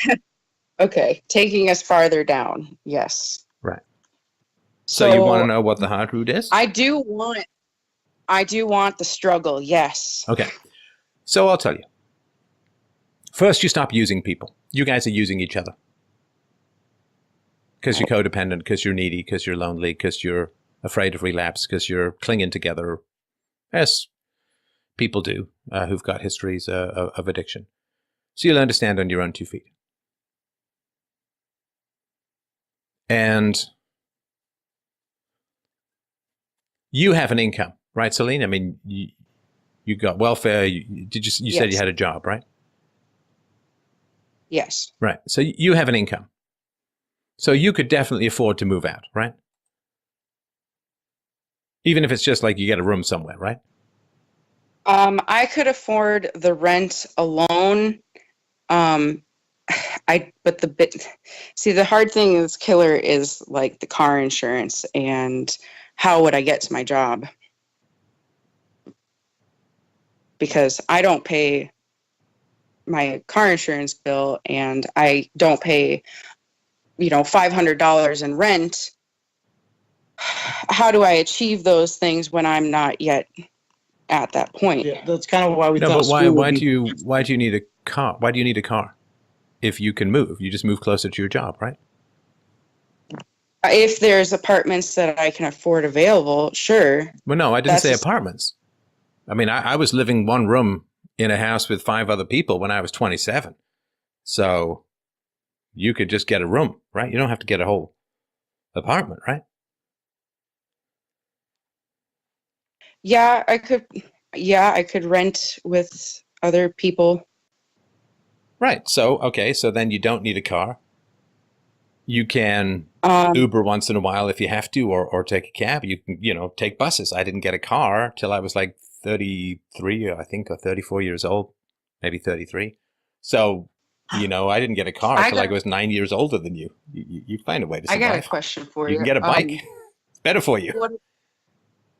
What do I do about my pets and my chickens?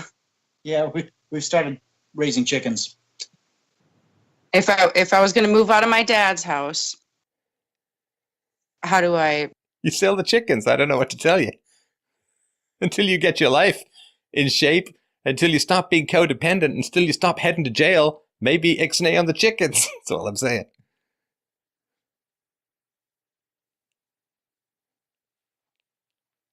So basically what you're saying is I'm going about it in the wrong order. What, the big barrier between you and fixing your life is chickens? That's honestly something I've never actually heard before. No, it's not. What do I do with the chickens? No, the chickens. Just stop. Have been huge. It's not that they're an obstacle. It's just one of the things that I have tried to do to better myself. And like I said, I shouldn't be doing that right now when the core problems are still there. Kind of like, well, I wouldn't have kids, because I still have depression and I don't want to burden them with that. Why do you think you still have a depression, Celine? And I mean this with love and affection and care and concern. Why do you think you still have depression? What is your depression trying to tell you? That I haven't worked through all of my problems yet. I don't know what working through your problems means, but I haven't. I mean, are you with the right guy for your future, for your happiness, for your stability, for your? I mean, do you want to have kids in the future? If I can adopt kids, yes, that would be an option for me. Why only adopt? I don't. Are you concerned about damage from drugs? That, but also just I don't think I can conceive. Just my reproductive system was already faulty, and drugs and STDs. I just don't think that there's any chance of it happening, and I'm not even entirely sure if I should try to, because what if the child had some sort of defect and that's my fault? What, I mean, STDs, did you have STDs that are associated with sterility? Yeah. Which ones are associated? I know for guys, you can become sterile if you get mumps or whatever, but what is it for women?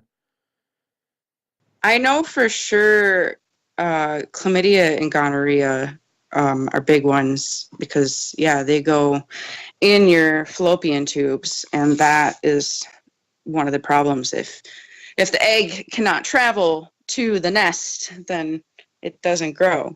Right. And the scar tissue, right? They can. Yeah. Okay. So, but do you want to be a mom at some point? However, it's achieved. Yes. Okay. And is Elric the best father you can get? Sorry, one more time. Is Elric the best father that you can get for your children? I've seen him with kids before, but as far as his actions go thus far, I'm not sure. And do you have any STDs at present? No. And do you have any that may recur in the future?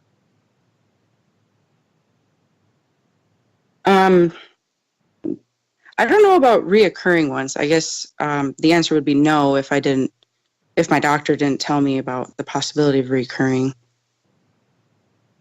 Right. Okay. No, like herpes and stuff, doesn't it come back?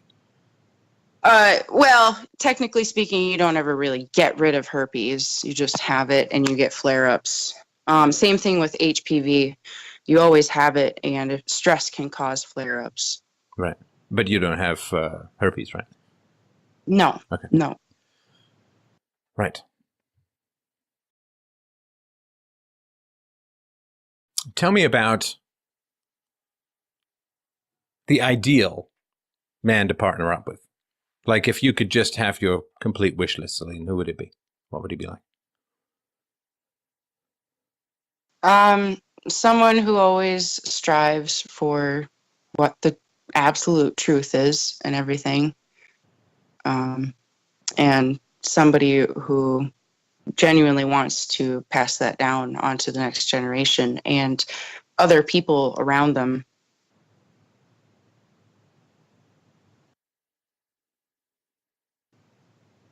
What else? Anything more practical? I mean, obviously someone who is industrious and, is obviously a hard worker, has good work ethic and stuff like that. You don't even have a picture in your mind, do you? You're right. I'm not accusing you. I'm just like, this is very much like on the spot stuff. Yeah, I would say that probably I never really wrote it down, and I never had any model person to look at to say that, yes, this is exactly what everybody should be like.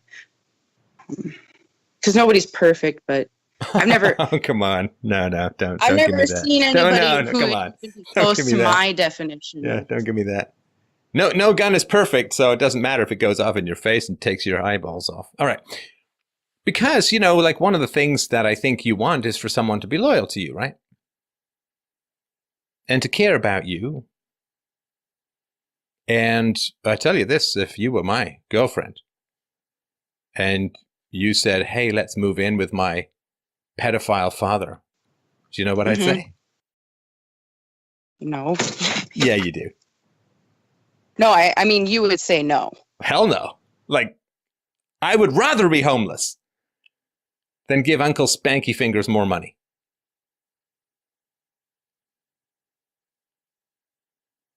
Hell no. Because I don't want you to be around a child molester who harmed you, because I care about you, Celine. I don't want you to be triggered. I don't want you to be depressed. I don't want you to feel compromised to that degree that you have to go and live under the roof of the man who touched you inappropriately as a child and has done it to other children too. Maybe the statute of limitations is long gone. Maybe nothing can be done legally, but we don't have to give the son of a bitch money.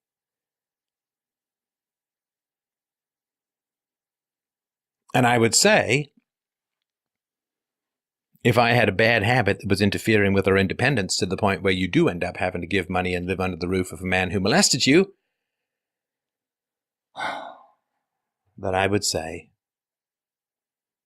that habit is not worth my love's unhappiness. Mm-hmm. Right, Elric? Does it? Elric went to go see who was at the door. That's fine. You can listen to this later. Does it count for anything that my father was financially supporting me as a teenager? Does that count for anything as far as his dad? No. Repertoire? No, not at all. No. First of all, your father's supposed to financially support you as a teenager. That's the job. Yeah. I mean, this is going back to Elric's dominatrix, kidnapped mafioso Mexican mom.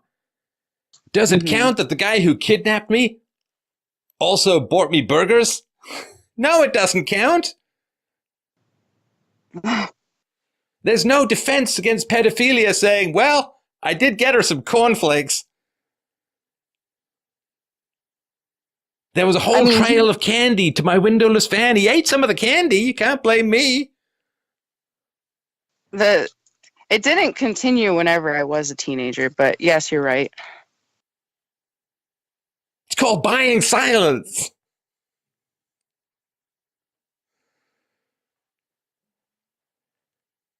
I mean, Jesus. Elric goes to jail for $75 worth of steak?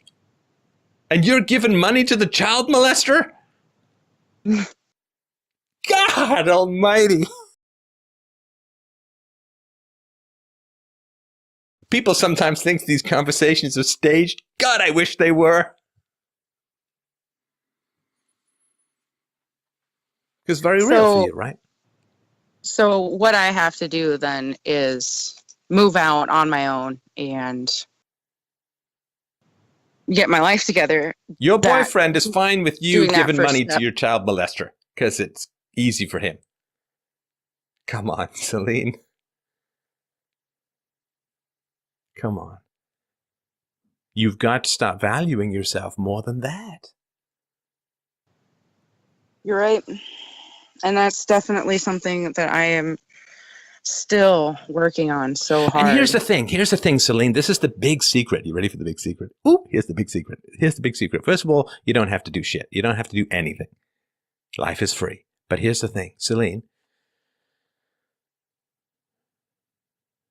A lot of times, people wait until they feel right about something before doing it. Uh-huh. The waiting means that will never come.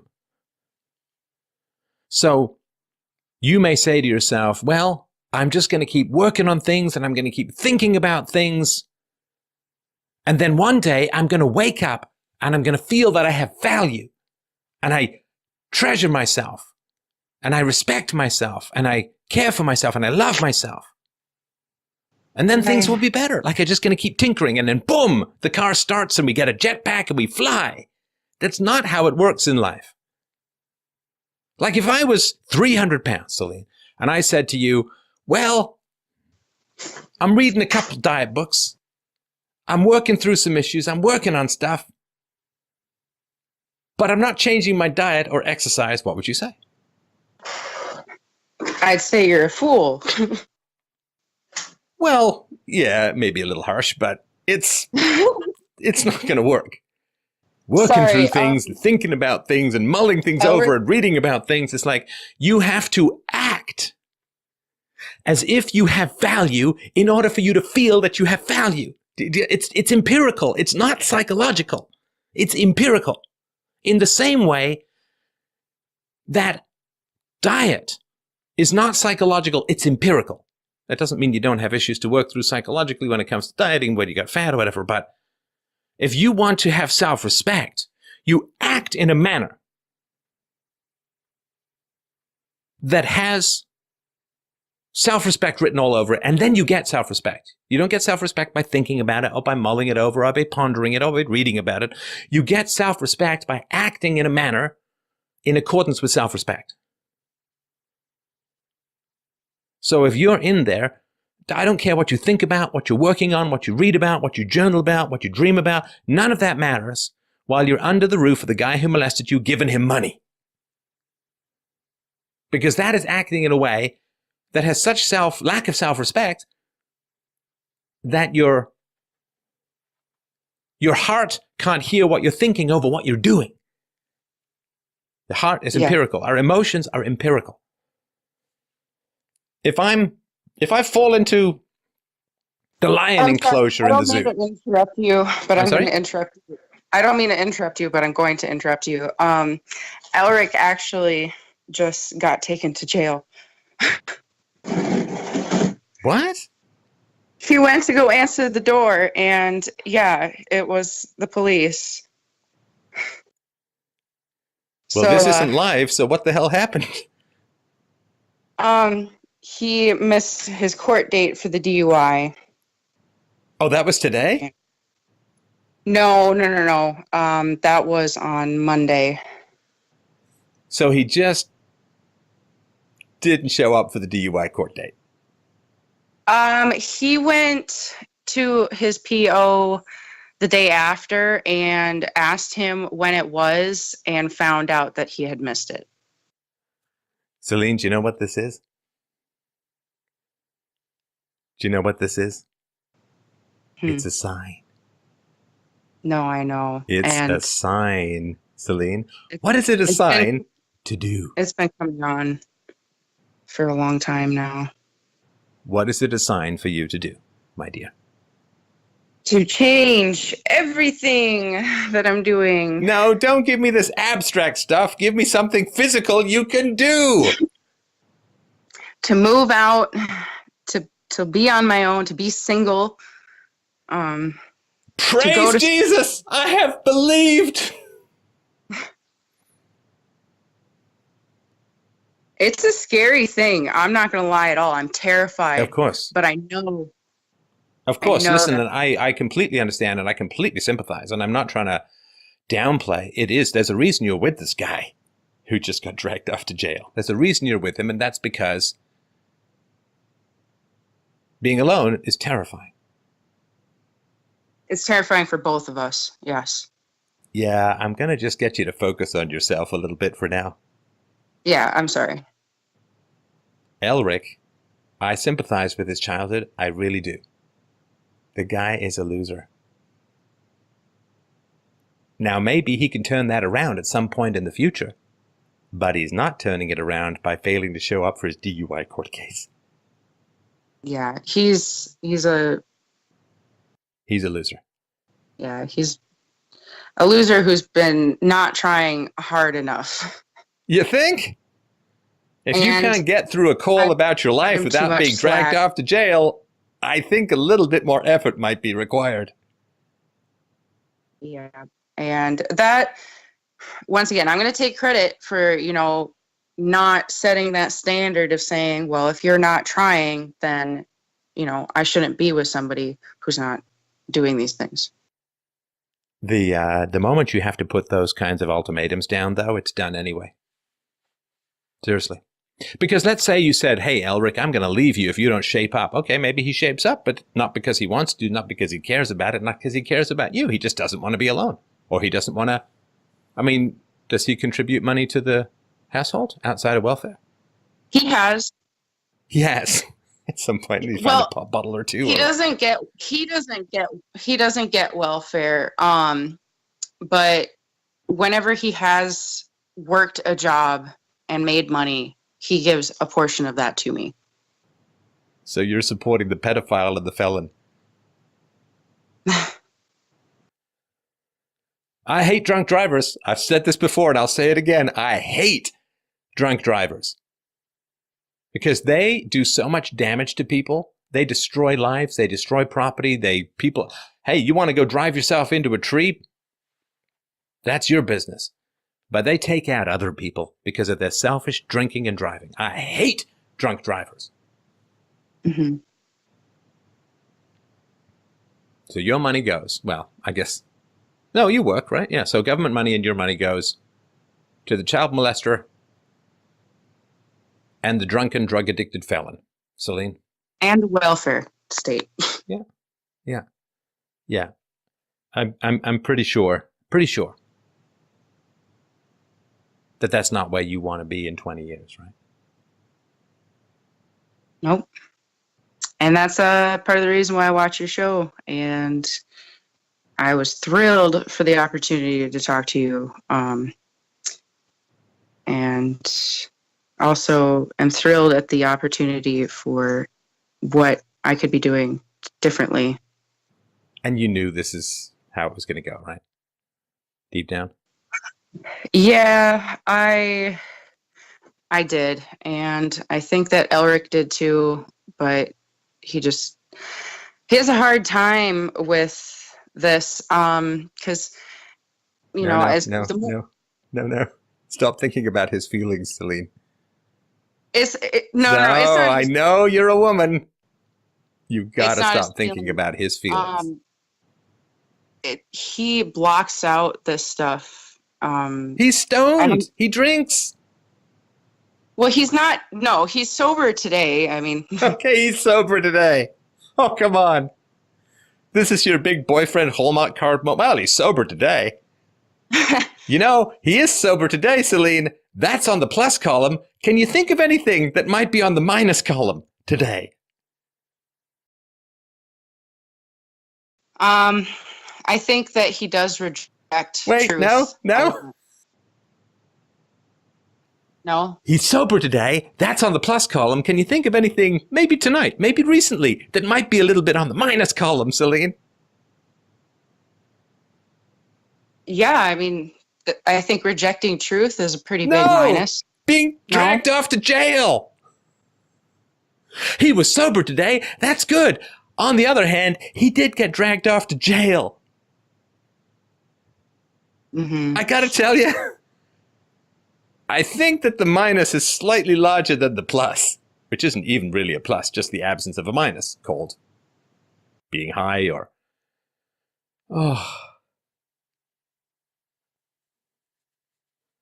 So this is the guy your father's comfortable you being... This is the guy your father is comfortable with you being around. And this is the father, the pedophile, that your boyfriend is comfortable with you being around. I would say that my dad is comfortable with a lot of things that he shouldn't be. Agreed. So stop giving him money. And part of the reason you can't move out is because Elric needs your money, right? Yeah. I mean, aren't you paying for his weed? Aren't you paying for his drinks?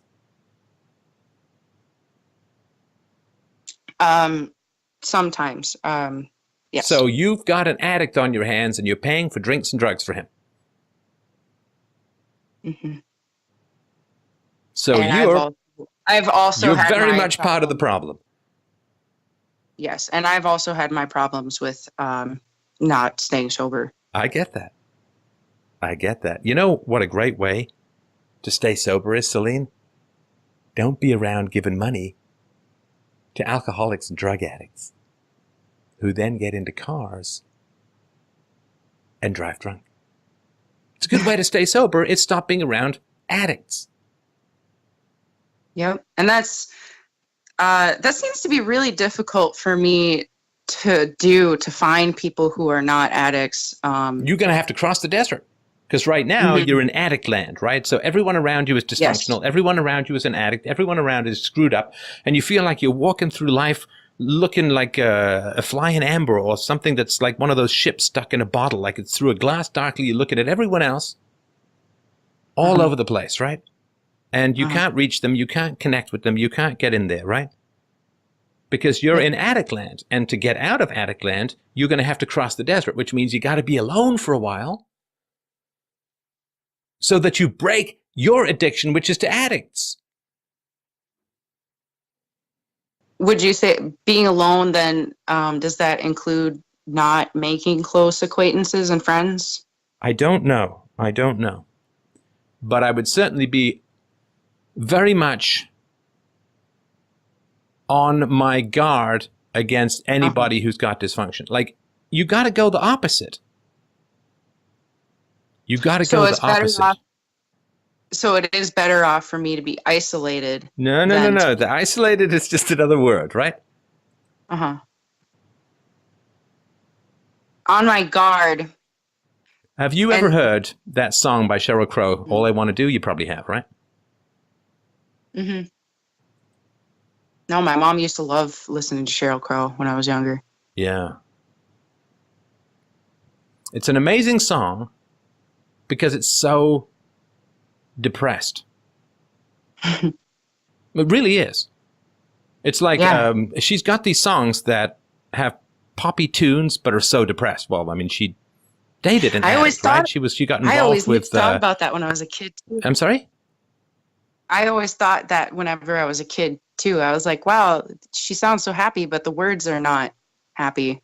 Yeah, my friend, the communist. It's like, what are you singing about communists for? No, this is the question of feeling, and she didn't escape it, right? She didn't escape it. She, Eric Clapton, she was with Eric Clapton, who, was a terrible, as far as I understand it, was an alcoholic. So she says, this is a song, all I want to do is have a little fun before I die, says the man next to me out of nowhere. It's apropos of nothing. He says his name's William, but I'm sure he's Bill or Biddy or Mac, Bill or Mac or Buddy. And he's plain ugly to me, and I wonder if he's ever had a day of fun in his whole life. We are drinking beer at noon on Tuesday in a bar that faces a giant car wash. The good people of the world are washing their cars on their lunch break, hosing and scrubbing as best they can in skirts and suits. See? She's just sitting there. Some guy just starts spilling with her, no boundaries. A very intimate thing to say. I want to have just some fun before I die. Out of nowhere. Apropos of nothing. And he's ugly. And they're drinking beer at noon on Tuesday. Mm-hmm. In a bar. And there's a car wash. There are people out there in skirts and suits, right? They're keeping their cars clean. They're being responsible. They have jobs, right? And they're nothing like Billy and me. She says, I like a good beer buzz early in the morning, and Billy likes to peel the labels from his bottles of Bud. He shreds them on the bar, then he lights every match in an oversized pack, letting each one burn down to his thick fingers before blowing and cursing them out. And he's watching the bottles of Bud as they spin on the floor. And a happy couple enters the bar, dangerously close to one another. It's a terrifying song. How isolated they are, how alone they are, how disconnected they are, how addicted they are. All the good people, all the happy people are 1 billion miles away, even though they're 10 feet from these people. Terrifying. It's a terrifying song. That feels like my life. It doesn't have to be that way, though. You don't have to be Sheryl Crow, which is a terrifying life. which is very pretty. She's a good songwriter and a good singer and all of that, and was a backup singer for Michael Jackson, so probably didn't learn a lot about how to avoid addictions.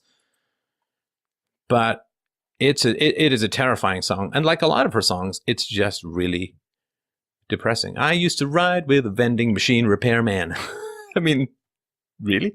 Oh, my friend, the communist, holds meetings in his RV. I can't afford the gas, so I'm stuck here watching TV. It's like, oh, that's really sad. You know, he's got some friend who's a communist. You can't even afford gas. It's like, what a horrible life.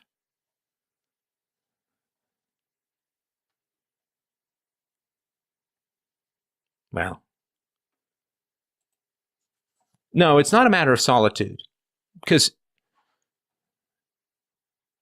Celine, you are alone at the moment. So saying, well, what if it's solitude or loneliness? It's like, but you are alone. And you're separate from yourself. Because you're in an environment where you're handing money to a felon who needs to stay off drugs, and you're helping buy him drugs and drink. And you're handing money to a guy who molested you. So you're already isolated. You're already alone. You've got nothing to lose with genuine solitude, because at least then you'll have yourself. I mean, that's something that kind of happened to me, I think, in my early 30s. In my early 30s, I just got so sick and tired of just being around people but not being myself. I just got, so tiring. It's so tiring. And I would run to be alone. I would run. I went on vacation for 2 weeks. It was glorious. Just a beach. It was Aruba. I went on vacation for 2 weeks. I remember changing, and a maid walked in. Hello! Anyway, but for almost 2 weeks, I had my Nietzsche, I had my Voltaire, I have a vague addiction to trashy celebrity magazines. So, and I was just, it was lovely. And when you have those kinds of experiences where you're enjoying your own company, you don't really need anyone else. You know, like when you're a teenager, I can't go to a movie on my own. It's like, well, no, you can, and it might be better. I mean, when I go to see, like for the movies that I review for Freedomain Radio, like I go see the movies on my own because my daughter can't come to the movies that I want to go and review, and my wife's, home and all that. So I go see the movie on my own. Doesn't bother me at all. Perfectly fine. Because I get to watch the movie, really absorb it. I get to think about it on the way home. Sometimes I'll do the podcast on the way home. Because right now, you're not with anyone. You're not with people around you. You're not with yourself. You're in space, right? Yeah. So you say, oh, well, there'll be solitude. Ooh. Solitude is infinitely better than dissociation, than being spaced out, than not being present, not being there. Because right now, you're serving other people's needs. Elric needs money. He needs drugs. He needs alcohol. Your father needs money. You're just serving people's needs. And you're not there. You're not there. If we could go back to the whole addiction thing for just a second. Sure.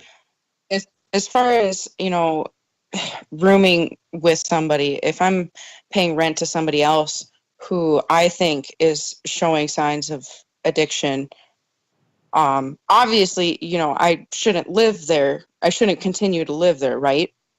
Well, no, you find it out ahead of time. So let me ask you this. What kind of person's house would you want to live in to have the least chance of them doing alcohol or drugs? Would they be old or young, male or female? What would it be? Somebody who, I guess age isn't really, because I've known people of all ages to be addicts. I guess I would judge, like, is their house clean?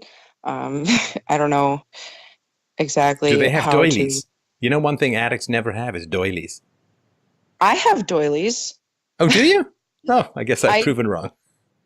Maybe addicts who are just about to break out of it have doilies.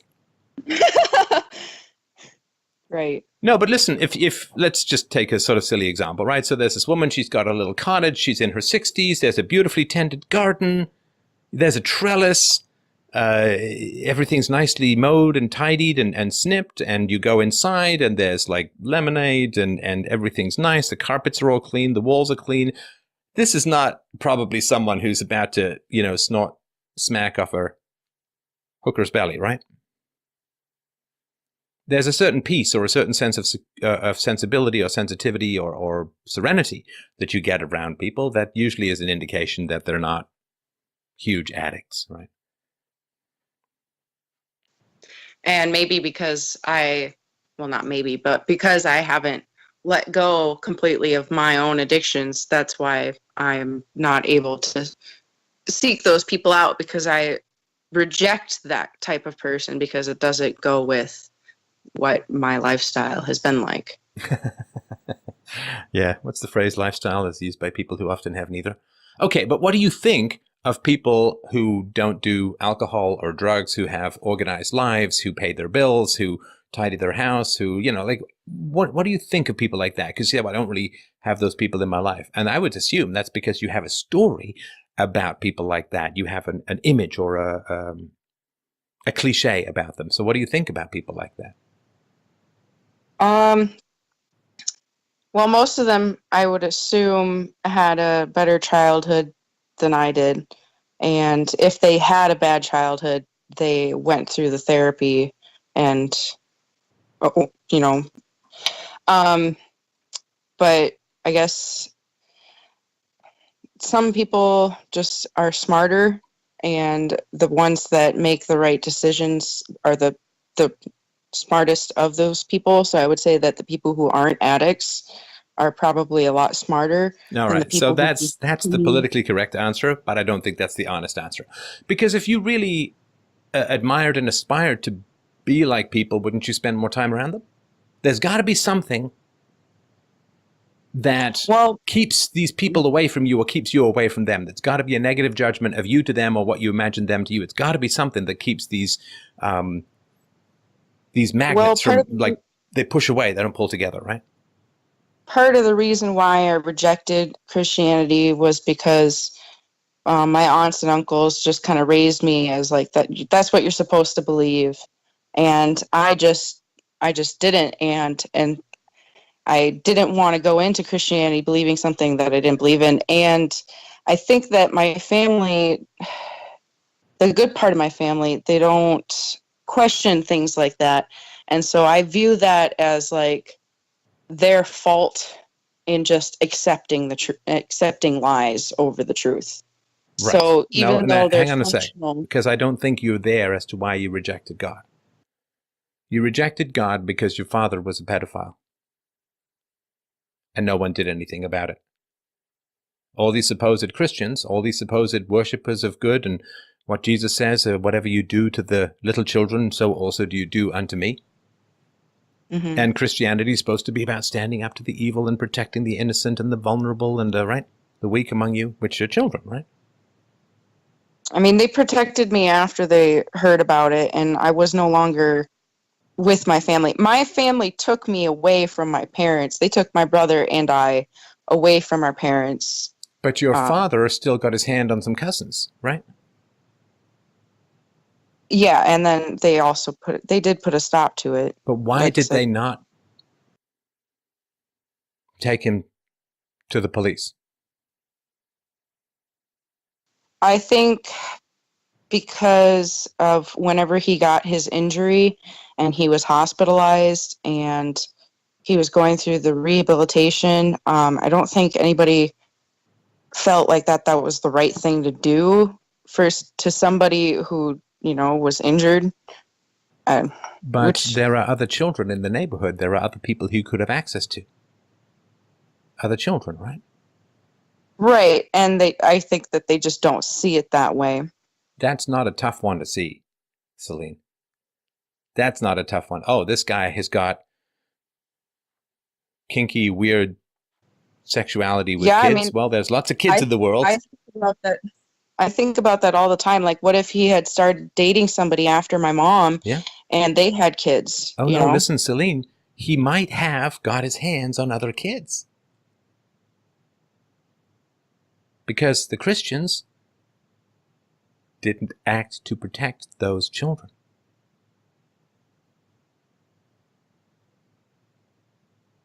I don't think he's been around any other kids, but you're also right that yes, he could have. He could have. Because if you want people to believe your ethical system, don't you have to be really ethical? Yes. And they were not really ethical. No. They had a pedophile, or I don't know what you'd call it, but a child molester on their hands. And yeah, they got some kids away. And that was it. Yeah.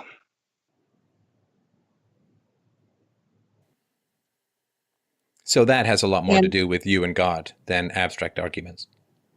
Yeah. And same thing, whenever I told my mom about what happened with me and my brother, she just immediately was like, well, that's because of your dad, and you still live with him. And it's like, so it's like she's blaming Curtis's faults on my dad too. Like I'm either lying or it's just not true. Right. Right.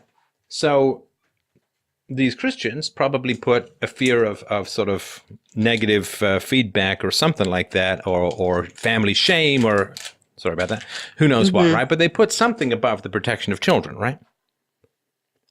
Which is scarcely moral.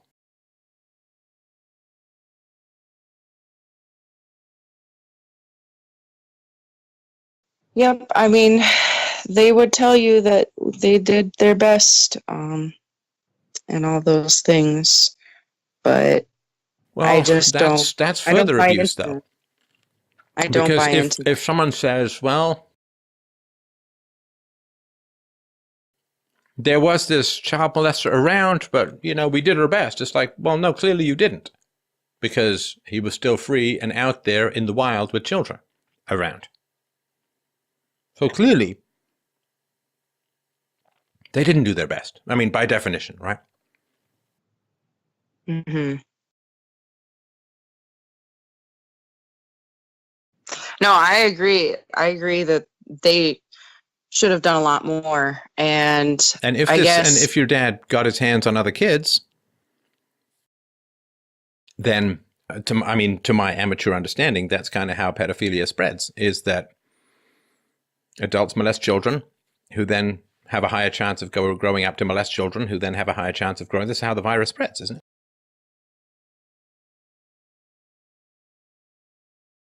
Yep. I've suggested to my aunt that if my dad did it to his brother and then to his son and then to me, that there must have been something that happened with his parents or his growing up that his parents were not aware of.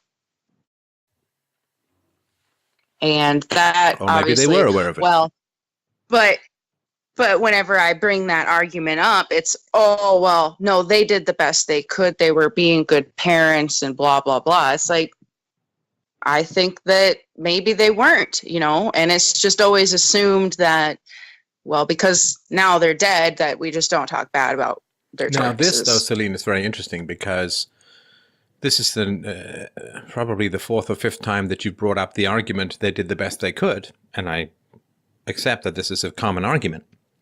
But here's the reality.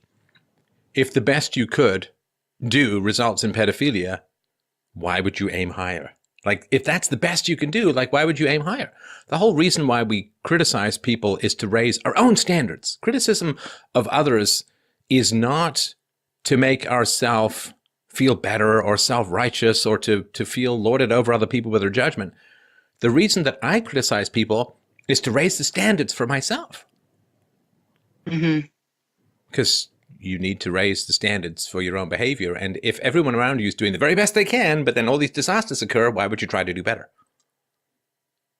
It's like if there's some guy in your family who weighs 300 pounds and he diets and exercises perfectly and still gains weight, what are you going to think about diet and exercise? You're going to say, well, he did the best he could, but it didn't work, didn't do anything. Things got worse. So then if you get fat, you're never going to diet and exercise because he did the best he could and he still got fat or stayed fat. Mm-hmm. It's like, no, he didn't do the best he could. That's why he got fatter. He did The opposite of the best he could, right?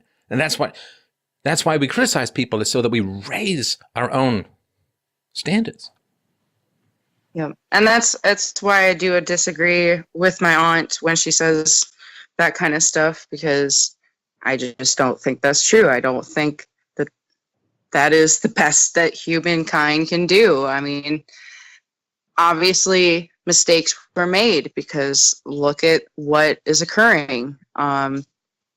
Even if you don't want to look at my grandparents, I mean, you just look at my parents. There was mistakes made with them, and you can tell that they made the wrong choices and decisions, because look at the kids and look at the outcome. Oh my God, this is working off.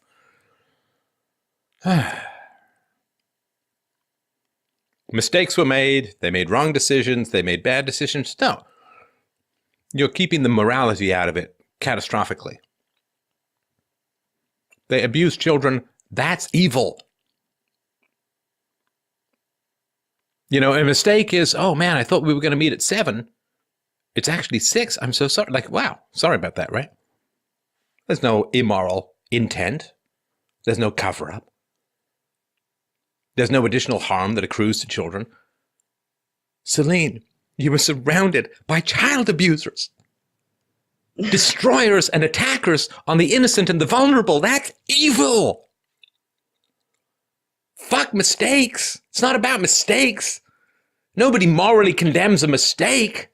Justly, anyway, right? These weren't mistakes. These were sadistic attacks upon children, or cover-ups for sadistic attacks upon children. I've seen your adverse childhood experience score. I've seen that of Elric, as we talked about at the beginning. I just touched on yours. I saw the rest. It's child abuse, Celine. It's not a mistake. It's evil.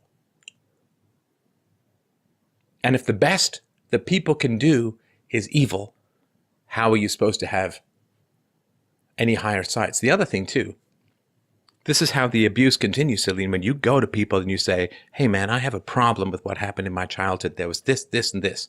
And they say, oh, well, they were doing the best they can. You understand that they're abusing you again, right? They're compounding the crime horribly, destructively, viciously, abusing you again. Because they're saying, well, I guess you lack forgiveness. I guess you lack an appreciation of all the good they did. They're screwing you again. And that's why I told my aunt that I disagree with her when she says that stuff like that. Well, but it's not a disagreement. The only way out of hell is moral condemnation, Celine. The only way out of hell is moral condemnation. I guess I don't know how to tell my elder, the person who raised me, the only person who gave me any good things in my life. I don't know how to tell her that despite all these good things, she's still wrong about this. Well, nobody says you have to tell them anything. As long as you're clear in your own mind. But the steps out of hell: moral clarity, moral universality, moral condemnation. And that doesn't mean you just sit there and, you can go and have conversations with people and you can probe and figure out where they come from and so on. But you don't need to stand in front of people and yell at them that they're evil. And you just have to have clarity in your own mind. My mother was an evildoer. She did evil unto us. She beat us. She screamed at us. She threw things at us. She broke plates. She was dangerous. You say, well, she was out of control. No, she wasn't. Because it never happened in public now, did it? It never. She was fully able to restrain her violent actions in public. She was not out of control. She just indulged her desire for evil in private when she couldn't get caught. She never beat us up in front of a policeman or a teacher or a priest or anyone with authority. Now, of course, she plays the victim and, it was a difficult time and I was stressed and I was unwell. But She never gave me those excuses when I was a kid, so why the hell would I give her those excuses when she's an old woman? No. Moral condemnation. Moral condemnation is the only staircase that leads out of hell. Because when you morally condemn something, when you morally condemn behaviors, you recoil from those behaviors in the future. Whatever we deem evil, we avoid, fundamentally.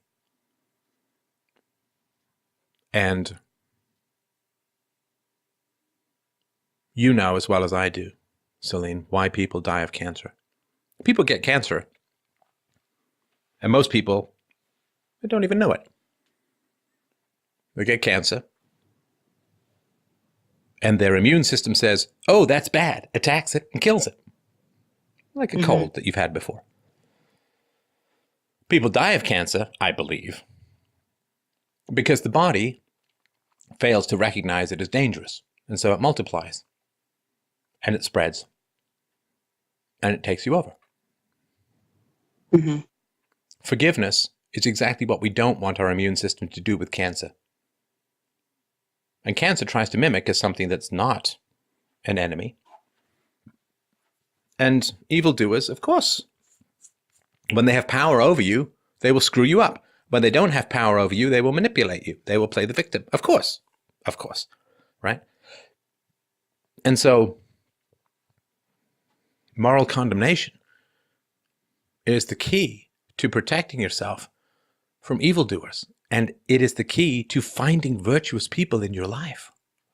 Because if you come trailing into people's lives, Celine, and you have a bunch of evildoers floating around you, good people don't want to have anything to do with you. Not because they hate you, not because you're a bad person, but it's like, if you come with evildoers, you can't come. Mm-hmm. And the only thing that keeps the evildoers away is moral clarity and moral condemnation. And again, it doesn't have to be verbal. You don't have to yell at people. You don't have to, certainly shouldn't abuse them. But your moral clarity. It's so powerful, keeping evildoers away. Don't get me wrong. Elric is an evildoer. I'd say that to his face. Because he drove drunk. And he lied to his probation officer and blah, blah, blah, but he drove drunk. That is an immoral action. He abandoned his child. Yeah. And so, do you know how powerful moral condemnation is? We have this conversation. Halfway through it, he gets picked up and goes to jail. Yeah, and he doesn't want to have this conversation. As soon as the conversation stopped being about our belief in God and about our problems in our life, he just immediately reverted to, well, I'm doing my best. But that's not true. He was admirably honest, though, in that he said he preferred to satisfy his own needs than do what was best for you. Yeah, and that did not make me feel good. Good. It shouldn't make you feel good. It should make you recoil. Right. I think that throughout our relationship, I have recoiled a lot and made the mistake of not following through with that. Right. You have the instinct, Because- which is to run away, right? To get away. Mm-hmm. But then what happens is you say, well, he's doing the best he can and he made a mistake, and like you fog up, right? Correct. So what are you going to do? You're going to bail him out, or how does that work? Or not? Well, I can't bail him out. He's going to want me to put money on his books while he's in there. Put money on his what? On his books, so that he has money to get things that he needs in jail. Well, he's going away for a while now, isn't he? I don't know. He may only be in there I really don't know. It depends on whenever they see him at court for the DUI, and they kind of decide that at that point. As far as when that court date is going to be, he will have to tell me, or I'll find out some other way. Does it matter? Really? I mean, he put himself there, right? He's 100% right, and that's what it responsible. comes down to. That's what it comes down to for me, is like, does it really matter if he's going to get out in 2 weeks or 2 months? Or 2 years? If he doesn't change the behavior that got him there.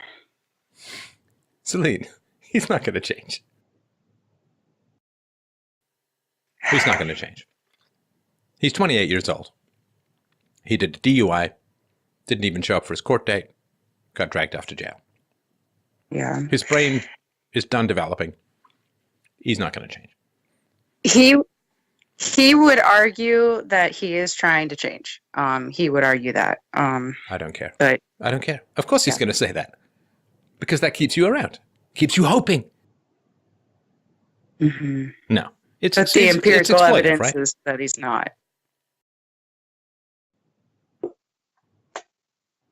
I guess at this point, it's just been me trying to make him see that the evidence is that he's not going to change. At least, definitely not for me, and he doesn't seem to care about changing for himself. Well, and what does change matter now? It's like saying when you're 80, I'm quitting smoking. You know, like, what does it matter? What does it matter? If he let's say he changes tomorrow, he's still going to have an ungodly amount of legal risk, legal bills, no resume. His heart's, you know, if he develops a conscience, what happens with him and his daughter is going to break his heart. He's still a felon. Like, what does it matter if he changes now? It's too late. Change is not this lifelong privilege. I'm 70, but I'm going to be a ballerina. No, you're not. Maybe when you were 7, and even that might have been too late. Isn't it better for him to change and deal with those things than to never have done that and just continue to be destructive? I mean, what do you mean by better? I mean, that's better objectively, which doesn't, I mean, is it better to lose weight if you're overweight? Sure. But nobody ever loses weight. There's like 2% of people who lose weight and keep it off. Right? So you say, oh, well, it's better for you to lose weight. Yeah. No, because cheesecake is pretty tasty, right? He likes the drugs. Mm-hmm. He likes drinking. And he clearly doesn't mind jail enough to change his behavior. So maybe he's punishing himself for the wrongs that he did in his life. Maybe he believes that he belongs in jail because he's exploiting you and putting you in a situation where you're handing money over to a father who molested you. Maybe he deserves jail. And maybe he's done the actions that make that true. And maybe he can't undo those actions. His kid is 4, Celine. His kid is 4 and has never seen him. That's yeah, done. She's past that point of. Oh yeah, there's no bond. There's no. Forget it. There's nothing. Forget it. I told him before. He was asking me what I thought about him getting back into her life and being a part of her life, and I told him, I said, you should leave your ex alone and you should leave your daughter alone because that ship has sailed. And he told me, well, you would be a bad parent then because you don't know what it's like to have a connection. Wait, and he said you would be a bad parent when he hasn't seen his daughter ever? Oh, yeah, fuck him, man. Oh my God, you got to be. He said you would be a bad parent? And he had a kid with a drug addict mom while he was a drug addict and never saw her at all, but you'd be a bad parent, Celine. Oh my God. Later on, he followed that up with,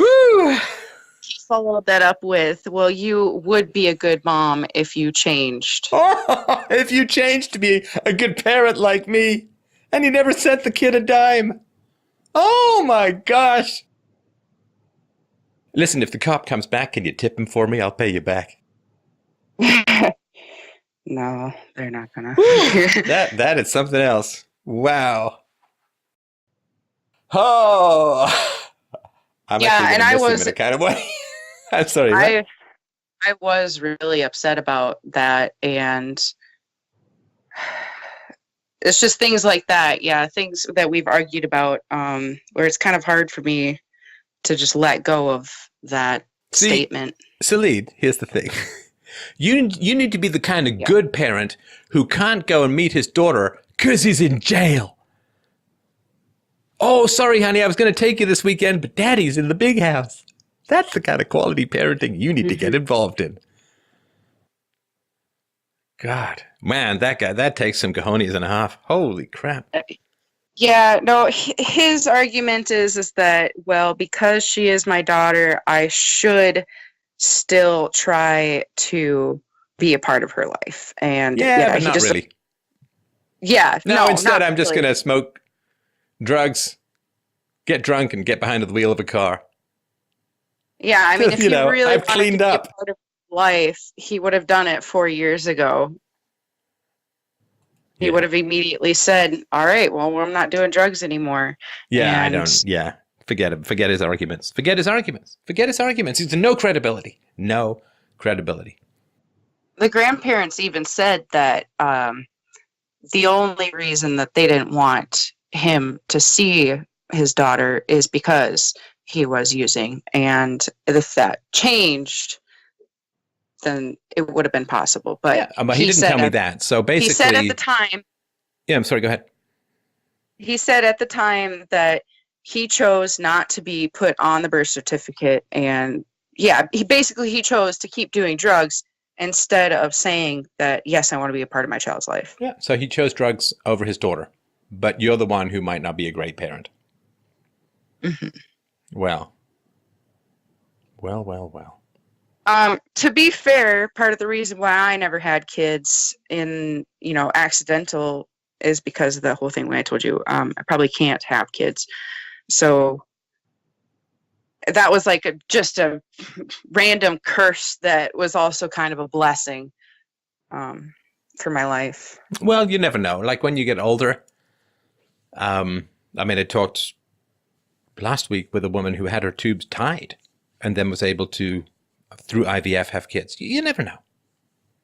Mm-hmm. There's ways to do some pretty remarkable things these days, so could happen. Good. All right. So, what are you going to do? I got to move out. I got to go to school. I got to do this stuff and stay away from these dysfunctional people that unfortunately I seem to be a magnet for. No, it's a good call. It's a good call. You've done your time in the dungeons. It's time to get to the light. And I guess I would just say that I'm really struggling to find that path to the light. And obviously, talking to you has helped, and your channel and everything. So I thank you for that. You are very welcome. Will you, don't care about Elric, but will you keep me posted about what's going on with you? Yes, of course, I will keep you posted. I guess I don't know how that works. But yes. Oh, just, you can email the producer. Just let me know when you're settled and let me know, how it was and all that. And don't get trapped in loneliness. You're in there, Celine. You're in there, and an enjoyment of your own company is in there. And you will not be that dependent on people. You will not need to fix people. You will not need to have chaotic people around you to give you a sense of imaginary purpose. You are still in there, and you can connect with yourself to the point where when you want to have a relationship, it's not out of need, it's out of desire, which is a whole different thing. It's really very much the opposite. So just trust me, there is a wonderful world beyond that desert that we all have to cross to get from the crap to the great. And you will make it in a half. What would you say about the difficulty of enjoying your own company? If that's what I'm having an issue with as far as my own personal issue. Well, it's usually self-recrimination, self-attack, and so on, that's what people are trying to drown out, right? Moral condemnation puts the blame where the blame is, which is on the people who abused you as a child. That doesn't mean that you don't have any criticisms of yourself. I have criticisms of myself and things that I've done morally, particularly in my youth. But I recognize that I was starting with quite a handicap. And I can't say I always did the very best that I could, but I was always trying to aim in the right directions. And I certainly took some detours and did some things that I wouldn't do again at all. But I have continually been working to be a better person. And so when you start to act in ways that protect yourself and keep dysfunctional, dangerous, predatory criminals away from you, then you will start to enjoy your own company more. When you start to self-attack, recognize that you were a victim. You were a victim, and you continue to be a victim from people who say, oh, well, they did the best they could, and who don't give you all of the moral sympathy that you deserve as a child. When you accept your victimhood as a child, you gain agency as an adult for reasons I won't get into here, but, and I hate to say just trust me, but, it's just the way that it works. If you accept that as a child you were a victim, then as an adult you have different choices because you're starting with something that is true.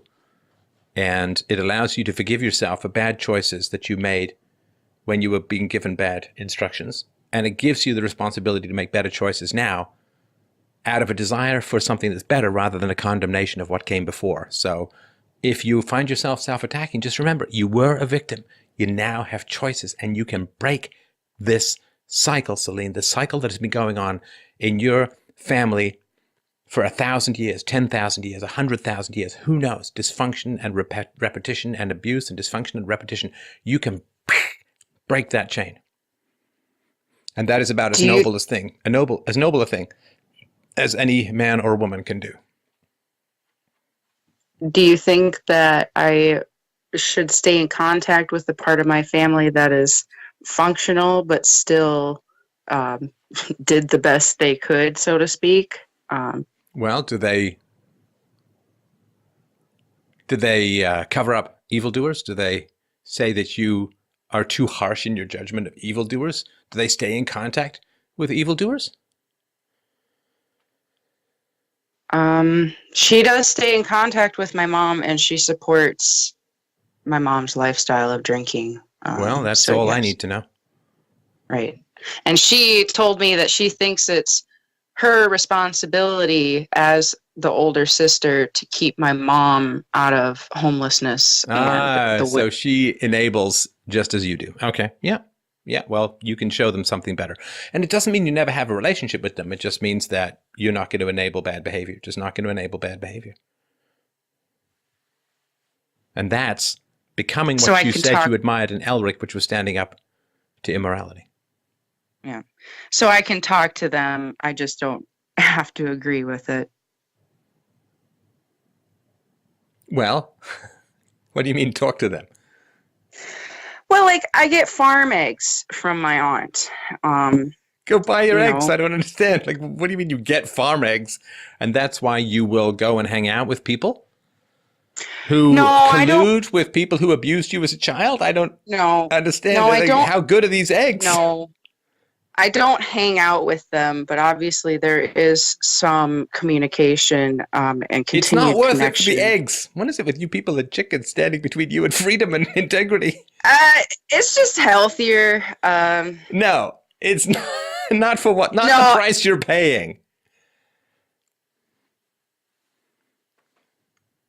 The nutrients in the eggs are not worth my morality. I get it. Yeah, you got it. And it's not like you can't get eggs anywhere else, right? And you got a great place to give your chickens to. All right, Celine, I have one more call. I can do one more caller tonight, but I mean, we've been almost 3 hours on this call, so I hugely appreciate the call, and I appreciate the frankness and the bluntness. I think that there's very useful stuff in here for the world as a whole. I appreciate the vulnerability of putting yourself in this situation. I don't massively dislike the drama of the first on-air arrest. That's, I believe, new. Thought we might have one in Australia. I did not like that either. Well, I get it, but boy, you You can't get much clearer than that in life now, can you? I don't mean to laugh because, I'm sorry. I mean, I know Elric's history and I sympathize with all of that as well. I really do. It's not like, oh, he's just a terrible guy with no background and all that. But you can say that about anyone who mistreats kids or abandons kids. Well, they had a tough childhood. We have to do better. Okay. All right. You made it to the end. Was I right? Was I right? I was right.